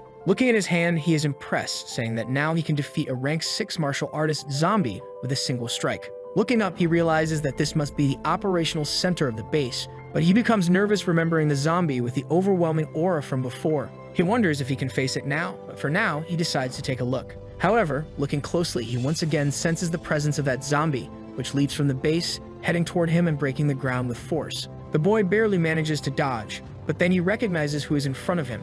It's the zombie with the overwhelming aura from before. He realizes that not even a rank 6 martial artist could combat this monster and that it is at the level of a martial master. He understands that it has absorbed many battle remnants and is always driven by this destructive urge, but now he can quell these impulses using his crystal reserve technique. However, he doesn't want to lose the courage to face this foe. Somewhat apprehensive, he declares that they will fight now, charging at the monster using wind breathing. He delivers a kick with the stellar impact 6 times, but after delivering the blow, he notices something. The monster managed to block it with just the palm of its hand. Seeing this, he quickly retreats. He understands that even though he didn't give it his all, he used the 6th stellar impact along with the movement training buff and still it had no effect. Realizing this, the boy becomes extremely frustrated. So without thinking twice, he charges again using flame breathing with the stellar impact 10 times. The impact is so powerful that it destroys the ground beneath him. But he becomes nervous when he notices that nothing worked. The zombie managed to defend itself using some kind of magical shield. Facing this, he thinks that, as they say, all martial masters possess their own invisible force field, which is so strong that not even bullets can penetrate it. Looking closely, he realizes that this is indeed the force field of a martial master. Nervous, he wonders if the zombie won't go after him and if it has no intention of attacking, only defending. He sighs in relief, saying this isn't good at all, and that he won't be able to defeat it. Sitting on the ground, he realizes that while his attacks hit that layer, its power must be reduced to 99%. He then thanks God for this martial master zombie not seeing him as a worthy opponent, as it only defends passively without counterattacking. He finally understands the difference between rank 6 and 7, and the power level of each rank is extremely distinct. He realizes that he cannot cause any damage to it and wonders what he should do now. With a sharp gaze, he thinks there must be a way, and once he defeats it, he'll gain access to the memories of a martial master, motivating him. Shortly after, he charges again, delivering several consecutive punches to its shield. Deeply frustrated with the situation, he throws a punch strong enough to push it far away. However, upon closer inspection, he notices it had no effect. But by doing this exercise, he understands that the force field isn't completely invincible and that it weakens slightly, even if it was almost insignificant. He realizes that if he can weaken it little by little, he might have a chance, but he'll likely need to attack millions of times to break through this shield. If it weren't for the fact that he's using his natural dispersion technique to recover, a martial artist like Dribble 3 would already be exhausted by now. He then wonders what he should do, retreat and return when he's stronger. Even though his psychic power has reached rank 3, one of the options would be a piece of cake. However, he quickly realizes that he still hasn't tried using a psychic trick. He understands that even though he hasn't learned any combat techniques, psychic mentalists always use psychic energy as support, and he almost forgot that he's a rank 3 psychic mentalist, and compared to his martial skill, his psychic power is even more lethal. In a few seconds, he focuses and manages to condense the power, but he understands that he still can't condense his psychic energy as a weapon. So he charges, thinking this should be enough. Using his maximum strength, he tries to use his condensed psychic energy directly on the force shield. He begins to feel some effect, thinking it worked, but it's still not enough. At that moment, he uses his momentum to leap high. Using his maximum psychic power, he condenses everything again. From above, he kicks his condensed power toward the force shield, and upon impact, it causes a crack. With rage in his eyes, he thinks that it's still not enough. He then starts condensing more power in the air. With intense anger, he hurls it with all of his strength toward the shield. It's a series of condensed powers layered like multiple crystals. Little by little, they are causing the shield to crack. Exhausted, the protagonist realizes it's still not enough. So he decides to go for plan B. He uses his psychic energy and the flame expression of the stellar impact 10 times along with a perfected fist technique. Determined, he charges with everything for his final strike, hitting the crystal and unleashing a kind of magical lightning using his psychic powers. This enormous power begins to grow more and more, breaking through the force shield. Then the hero approaches the zombie. He says that the soul of the hero should never die. Striking its chest, he says he will inherit its will. In response, the zombie merely smiles. Then a dark energy begins to envelop its body, surprising Lu Sheng, who wasn't expecting this. At that moment, he starts seeing its memories. It begins with the memory of when he was announced as a martial master, and the situation was getting worse, even with the kingdom's high command nearby and the basics present every day. In one of these memories, his young daughter is crying, asking if he won't live with them. He responds that, as a martial master, her father would have to stay on the front line until his last breath. He faced a giant snake and understands that this is a rank 9 monster, and just seeing it from a distance sends shivers down his spine. One of the people notices that it's an Eastern malignant compass, and that Master Wang Ying's punch is simply incredible, being humanity's only hope. They are happy because the old man managed to defeat the monster and learn a new martial art from Master Wang Ying's attack. However, it shows the memory of him lying on the ground, wondering if this is the feeling they have before they die. He heard that the Martial Alliance initiated the Fire Sea Plan and that they concentrated all of humanity's efforts to create an unprecedented level 12 powerhouse. Wondering if there is still hope for humanity, he regrets that he won't be able to witness any of it. After seeing all the memories, the protagonist is in shock. Questioning if this was the life of that martial master, he realizes that the quantity of memories this time was better than before, and that was a magnificent life. This martial artist was called Shi Sheng Ying, a practitioner of fist arts. His fist techniques, epiphanies, and combat experiences are all integrated into the protagonist at this moment. Thus, his martial arts books on fist techniques are advancing at an unprecedented pace. From the initial discernment stage to the advanced discernment stage, and now to the ultimate discernment stage. Analyzing his hand, he understands that he is now at a stage of deep control. And this is the fruit of what that master learned throughout his life. Wang He is the name most mentioned in his life aside from the names of his daughter and wife. He understands that the creator of the stellar body art is indeed Wang He, and that he was an incredible person in the year 10,000, nicknamed the Eastern Malignant, and that even this Master Yang 7 was his fan. And it seems the master once endured his attacks and had an epiphany. He then created a powerful martial art for himself, and the protagonist questions why he can't find this in his memories. He wonders if it is buried deep within his memories, seeing the unstoppable torrent of memories. Amid these memories, he notices something. It appears to be some kind of glowing orb. When he reaches out to it, his entire body is pulled in. Being transported into one of the memories, he wonders if this is the monster the master once faced. At this moment, he asks what is hidden in the darkness. From a distance, he sees a figure that may be the master. Facing away, Master Xtite just observes something. Suddenly, several solar rays burst out of him. The hero quickly closes his eyes, thinking that it's too bright. When he opens them, he is completely stunned. In ancient mythology, the cold celestial emperor, known as the Golden Crow, carries the responsibility of the sun's journey. Every golden crow represents his sun. Just as all the suns appear in the sky simultaneously, the rivers dried up and the land cracked open. Infinite light and heat incinerated everything, and no living being could survive under the 10 suns. This is the result of Master Xi's lifetime efforts and teachings. This is an unparalleled martial skill he intended to use to reach the rank of Martial Master 8. It is called the 10 Suns in the Same Sky, and now this ability is his. Sometime later at home, he is in his room, sitting on the bed, training. Looking at himself, he notices that his psychic energy seems to have undergone some kind of transformation. Deciding to test something, he tries to condense it, surprised to find that he actually managed to do so. He can feel that this energy isn't entirely different from before, but the difference in quality is like night and day. He realizes that if Xiaolin's psychic energy is like air, then Dong's and the lieutenant's is like an eagle. However, his energy is like a ball forged from pure steel, and even though it's the same in quality and hardness, it's much greater. Excited, he feels pleased to have improved this psychic energy. However, looking out the window, he sees a purple building trembling.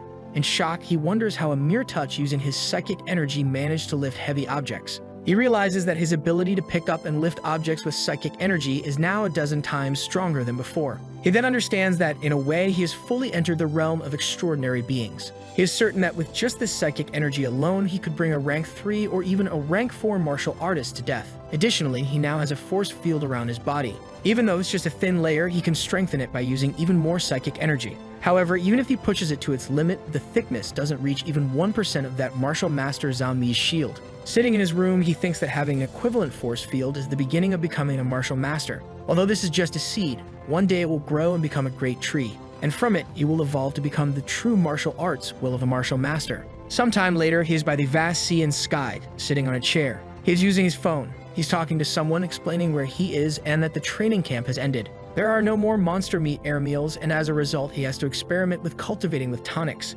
Tired, the woman from the pharmaceutical lab arrives quickly. When she sees the boy sitting at the table, she realizes he's just a student. Confidently, she says this will be a piece of cake. Lu Sheng asks the woman to sit down. He mentions that he's heard the steak at this restaurant is very good. He asks if she minds having lunch while they talk. Responding politely, she says she doesn't mind at all and just wonders how she should begin. The boy excuses himself and orders the best steak they have, 40 medium portions. Shocked, the woman wonders if he's a pig and if he's really going to eat 40 portions of steak in one go. However, after doing the math, she realizes that each steak costs 1,280 and 40 portions would be 50,200. She then wonders if he's going to embarrass himself and ask her to pay the bill. Lu asks her if she wants anything. She begins to respond, but the boy quickly interrupts, saying he doesn't want anything and asks for the dishes to be served as quickly as possible because he's hungry. Hearing this, she thinks he's a pig and starts to speak. The boy lays out information about her, saying her name is Heelingxiu. She is 22 years old, originally from Xing'an Province, Guaglin City, Ba County.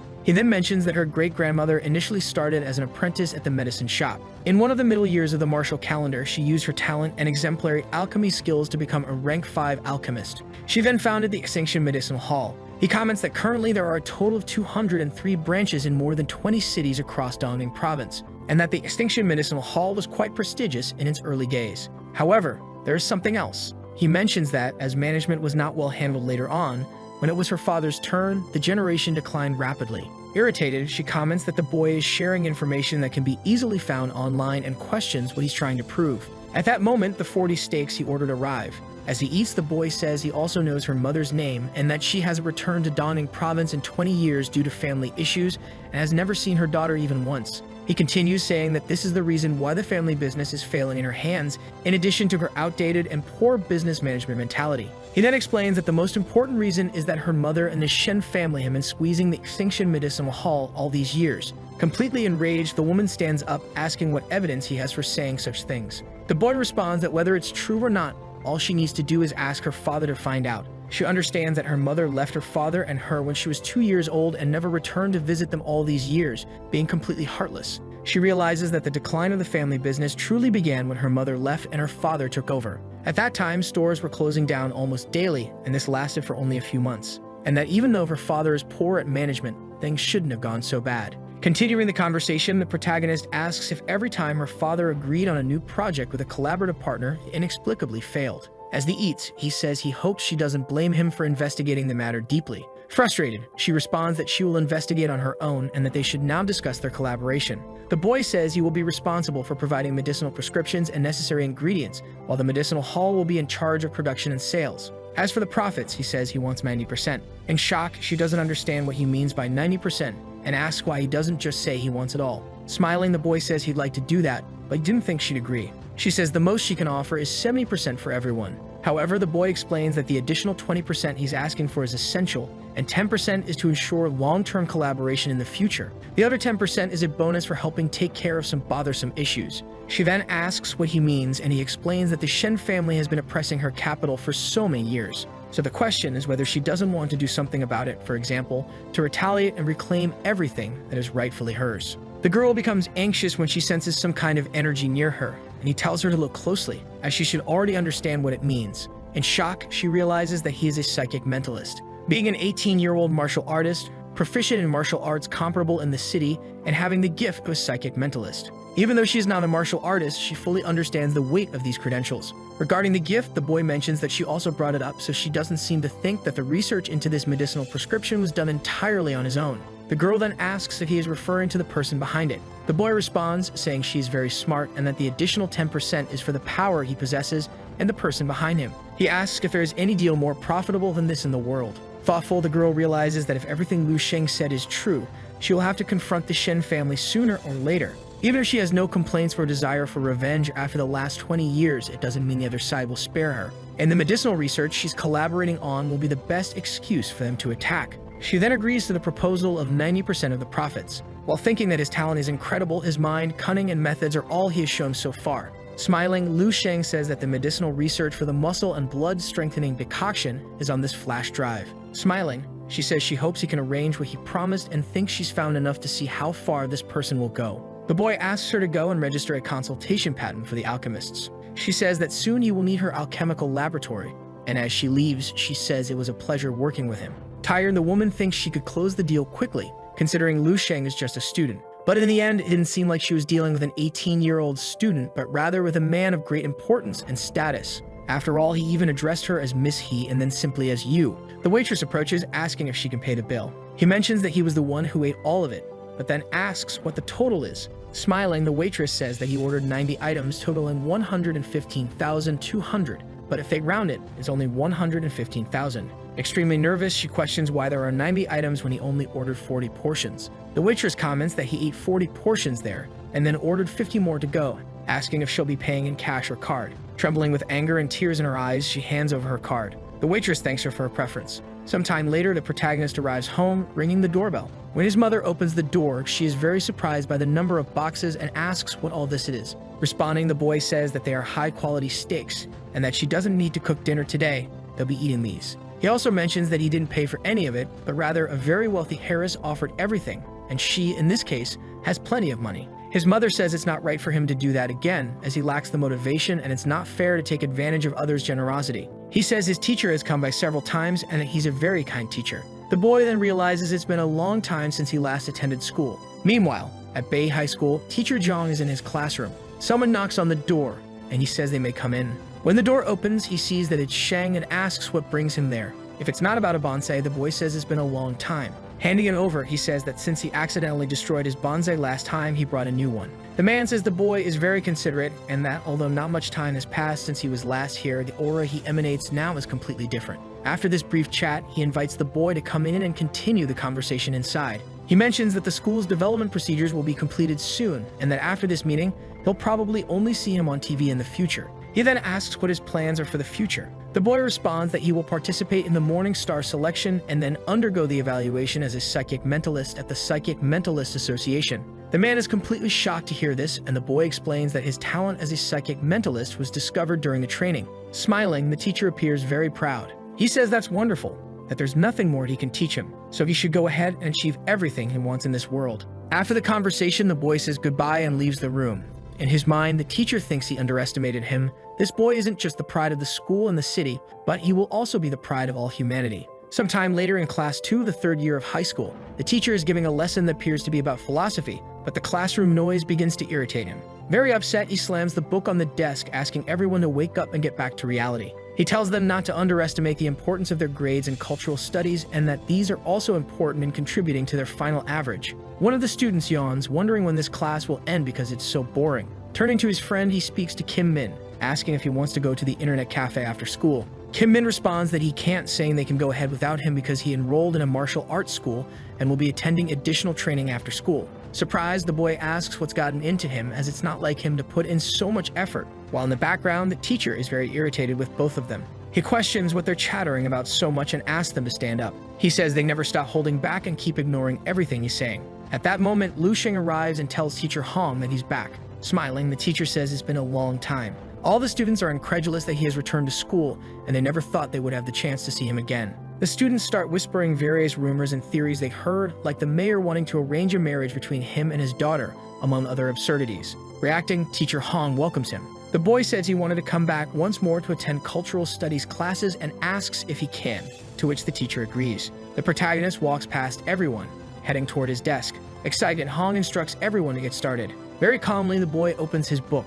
Another student questions if this is really happening, saying his aura is truly incredible, and that he's heard he's a rank 2 martial artist. His old school friend just observes him, thinking that Lu Sheng has truly changed a lot. Sometime later, the bell rings. Exhausted, the teacher closes the book and says the class is dismissed. At this moment, Lu Sheng stands up. All the students look back at him. He waves goodbye, saying he'll remember each one of them. Other students say it's the first time they've felt so privileged to be classmates with someone. After saying goodbye, Lu Sheng sees his friend. He quickly hugs him, telling him to do his best and that they'll hang out together later. Hearing this from his great friend, he begins to tear up. He then thinks that even if he's exhausted, he will certainly get into the martial arts university, and Lu can count on him. Sometime later, the protagonist is back in his room. He is pleased because he managed to place his order, and they bought the necessary materials to make the muscle-strengthening decoction and the marrow-nourishing elixir. Now that he has his materials, the next problem is that he can't access Starweb to purchase his own weapons. So he needs to find some time to take the evaluation before the selection. Otherwise, it would be easy to expose his secrets if he had to keep bothering Dong. Noticing something on his computer, he realizes he should at least take a look at the list. He begins looking at the Eternal Sky Silver blade and thinks these prices are absurd, costing $37,500. Seeing these ridiculous prices, he understands that the $5 million isn't really a significant amount, because he will need steel to forge blades, and just the dense steel costs $9,000 per gram, and to make this blade, he would need at least a pound, which would be over $5 million.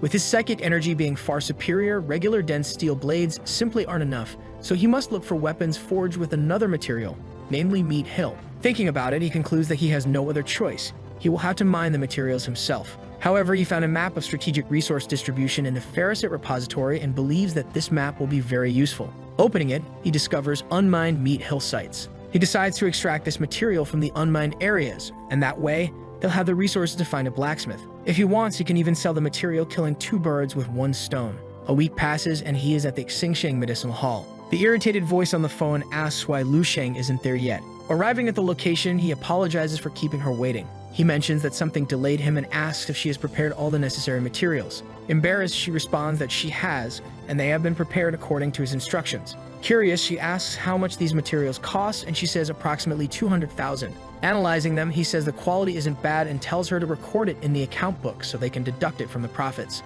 He says he's going to start now and asks if she can leave for a while. Very irritated, she agrees. As she leaves the lab, she comments that the decoction promotion hasn't even started and she hasn't earned a cent, and she's already spent almost $1 million on materials for Mr. Lu. She wonders if he's developing a new medicinal recipe and why he's been coming to the alchemy labs every day this week. Then she questions how many more secrets he's hiding. 3 hours pass and he announces that he's finished. She informs him that she'll be traveling for a few days but assures him not to worry because they already have the necessary capital for the muscle-strengthening decoction. Seeing the woman's irritation, he comments on her temperament. After that, he leaves. Curious, he enters the laboratory. Seeing the vials, she realizes that this is indeed that new, unknown elixir. He has tested this elixir before and knows that it has the ability to directly strengthen bones after consumption. It's similar to a grade 4 or 5 tonic, which costs several million. She thinks about the profits this could generate and that there must be many new types of elixirs in his bag. Her employee arrives saying he did as she asked, but even after monitoring the security cameras, he couldn't see anything.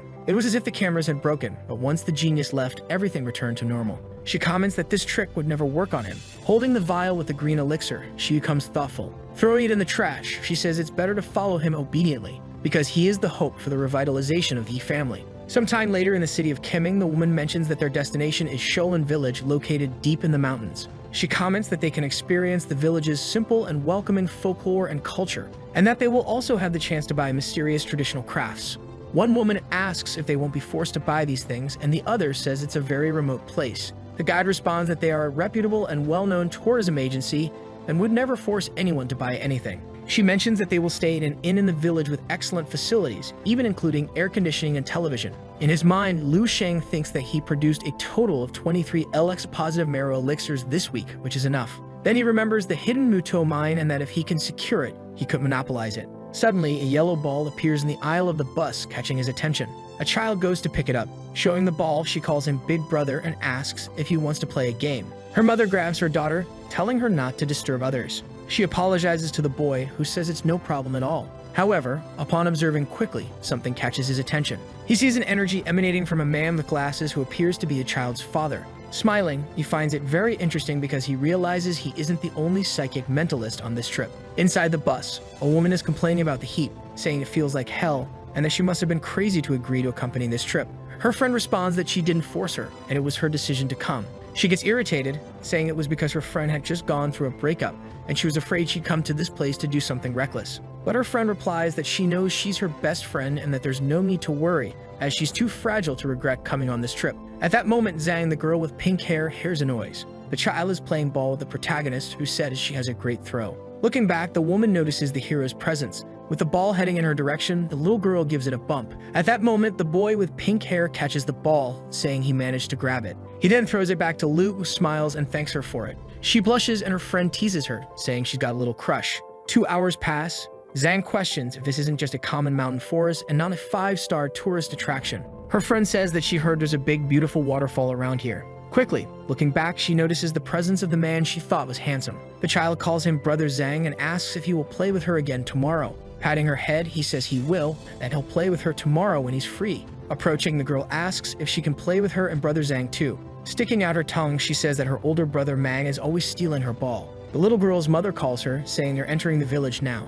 As she leaves, the little girl waves goodbye to Brother Zhang. Annoyed, the woman comments that the little girl is irritating and that she didn't want to play with her anyway. Lu says that children tend to speak their minds and she shouldn't take it to heart. Blushing, she says she wouldn't be upset by a child and then asks for its contact information. Quickly, he accepts. They add each other as friends. She gazes at him, looking very enamored, saying that his name is very powerful. Saying goodbye, she tells him they'll see each other around and calls him handsome. Smiling, she says that this trip seemed boring, but it looks like it's going to be interesting and her friend is happy to see her like this. Abruptly, the protagonist's focus shifts as he thinks it's interesting, because there's not only an uncommon rank 2 psychic mentalist on the trip, but also 2 rank 2 martial artists, the 2 friends. However, it seems that this mentalist hasn't discovered his identity and can only detect that he's a martial arts practitioner at most. After forming the will of a martial master, he can now control the intensity of the psychic energy he emanates, and as long as he doesn't release anything, ordinary people cannot identify him, no matter what reasons others have for coming to this mountain.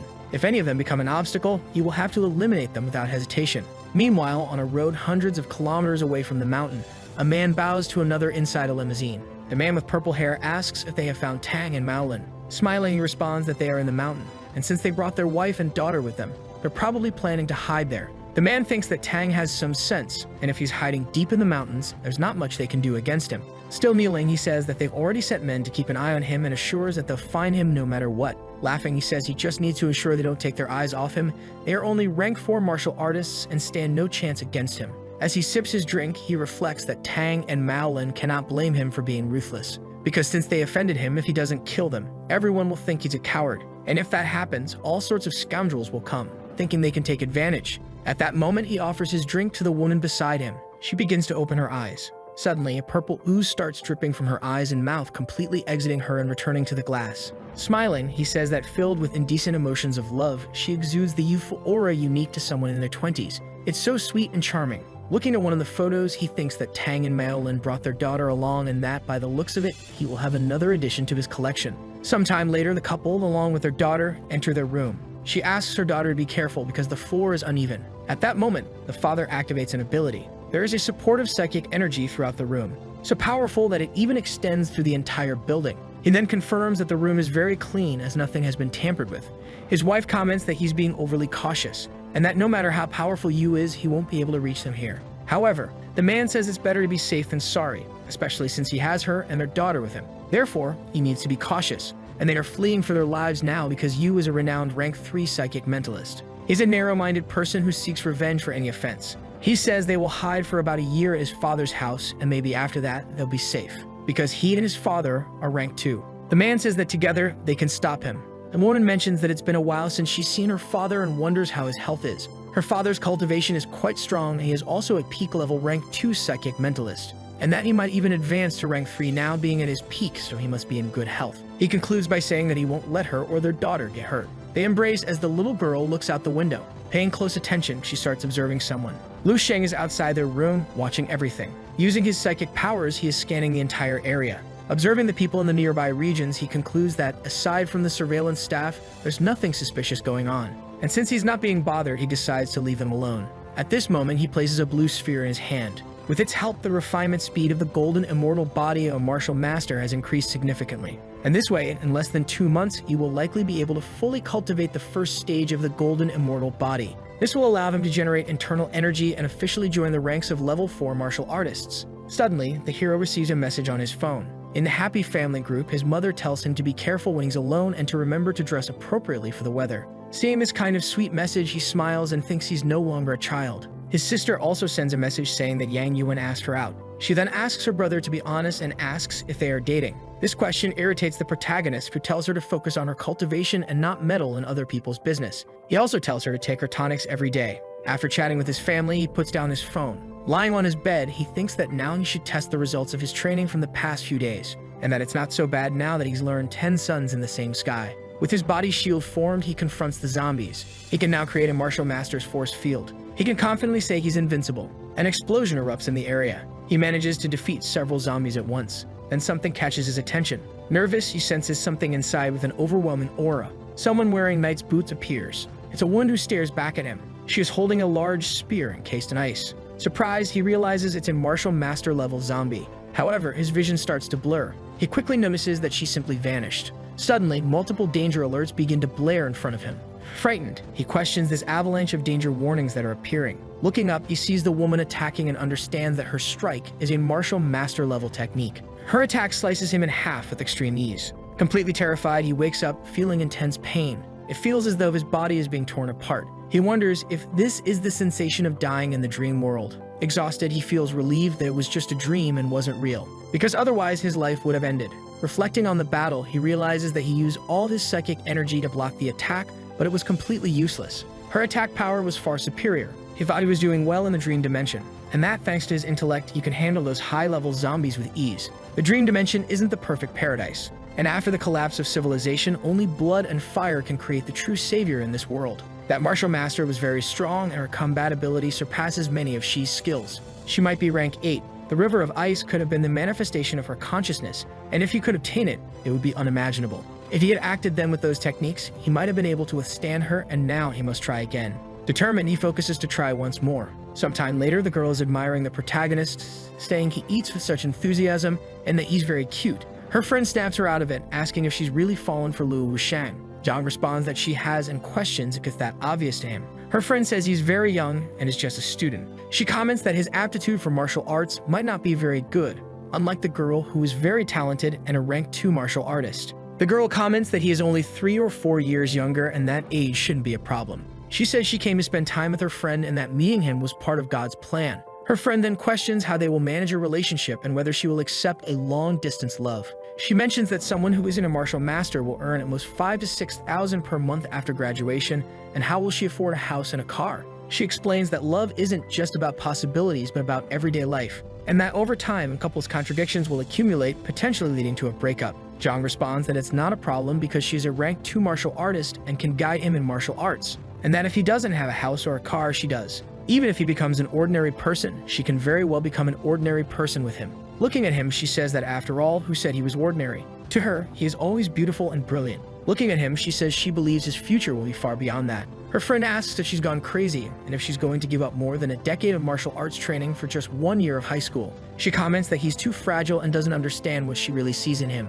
The girl says her friend is too anxious and that there isn't anything between them yet. She says they will talk after she actually wins him over. However, they had no idea that thanks to Lu Sheng's ability, he heard every word they said. Annoyed, he thinks it's ridiculous. The girl then raises her hand, asking what he means by that word. Smiling, he says it's just a term used to compliment girls for being pretty. After hearing this, she runs away from that place. Pointing at the pink-haired girl, he says these 2 girls are ridiculous. Smiling, he simply agrees, which leaves both of them very confused. The next day, everyone is exhausted. One of the men wonders where that family of 3 went. The woman working asks if they are going to check their room and if they can search for them. The old man comments that the other guy is also missing. Meanwhile, elsewhere, the pink-haired girl notices something. She wonders what's happening now. She is surrounded by several magical pink threads near some spiders. In another place, a man runs to the temple calling for his chief. He says that the mana has returned and it's returned with the entire family. This is the chief of Xian village. The girl runs toward him, calling him grandpa. Suddenly, she rushes to embrace him. Laughing, he asks how she is and she replies that she's fine. His daughter arrives with her husband. The man remains silent while 2 people in the background call out to them, asking why they returned. The old man says they came back to see him and asks the 2 men to hunt some wild game so they can have fun tonight. Picking the girl up in his arms, he asks if she's going to hunt something wild with him. Smoking his pipe, the man comments that there must be a reason for their return and that she should open up without hiding anything. After hearing this, both become nervous. Breaking the silence, the man begins to speak. They are seated across from the father and son-in-law. Coughing, the man asks why he got involved as a rank 3 psychic mentalist. He comments that he always knew it would cause trouble and that this day would come. The girl becomes very nervous and asks them to help, saying they should think of it as just offering a hand. Irritated, The man mentions that the old man had been trying to advance to rank 3 as a psychic mentalist for a while and asks if he succeeded. He responds that he failed and that, in addition, he messed up his insides and completely ruined his cultivation. And that if that mentalist shows up, all he can do is hold him off for a while. So they should seek help from someone else. The couple is shocked, asking who else they could turn to. The old man mentions the local authorities and says they should trust the police. He explains that even if he is a level 3 psychic mentalist, he can't go around committing murders in broad daylight. However, the man thinks that calling the police will be completely useless and then asks what they could do to help. One of the men then calls the chief, alerting him that they now have an intruder in the area. Meanwhile, the protagonist is climbing some stairs.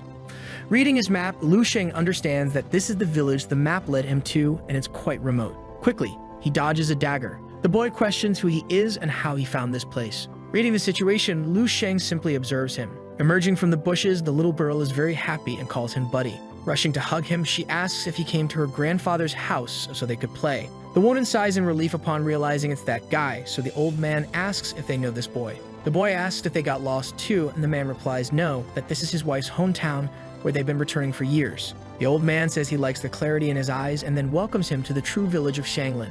Smiling, the man says they arrived at the perfect moment because his sister and her family just returned and he will hunt something for them to eat tonight. Observing the people, Lu Sheng thinks this is no ordinary village. It's not normal to encounter psychic mentalists around, but who would have thought this village has 3 of them? And on top of that, this old man is at the peak of rank 2. And as psychic mentalists, he bets they know the value of mithril, so Kong will likely ask about it. Sad, the little girl says they can't play ball together anymore because she lost it. Noticing something, the protagonist senses that this aura belongs to Zhang Dandan and Lin, and he wonders if they followed him here or just passing by. However, his eyes sharpen as he realizes something. It's not just the 2 of them, so the girl looks back saying it's just a ball. Wang appears, laughing, saying he didn't expect him to go so deep into the mountain forest. The 2 women are being carried away, looking desperate. The man with purple hair says that Tang Maolin has made him waste a lot of time and effort. Irritated, the old man says that this guy is trouble because he's not just any rank 3 psychic mentalist, he's a peak rank 3 psychic mentalist.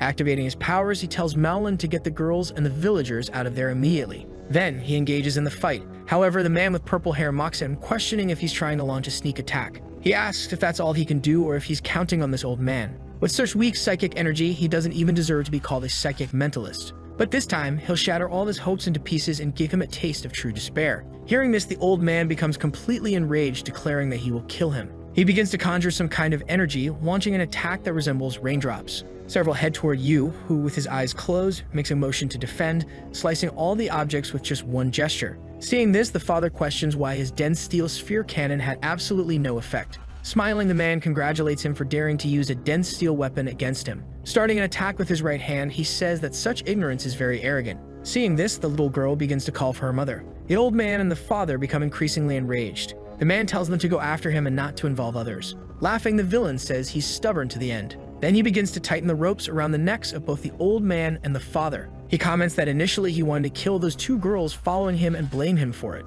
But upon realizing that this place is so remote and isolated from the world, is perfect because he can take his time dealing with him. He says he's going to turn him into wine. Shocked, the father questions if the villain will use the dark art to turn humans into vessels for wine. Enraged, he calls him a monster as the rope tightens further around his neck. Laughing, the rank 3 martial artist says that's the expression he wants to see. Crying, the green-haired girl questions if they are all going to die in this mountain. Regretful, she says she should never have come to this place. Her pink-haired friend also cries in despair, thinking they will all die there. From a distance, she starts watching Lu Shen. In her mind, she says that if they have a chance, they might meet again in another life. The leader orders his subordinates to grab the girl, and following the command, one of them throws her to the ground. Both move towards the little girl. As he approaches her, the girl simply stares at him with great fear. Suddenly, his thread is broken. Surprised, the villain realizes it and wonders why his mithril web has shattered. Furious, the protagonist grips the line with his hands. Embracing him, the little girl pleads for him to save her father and mother.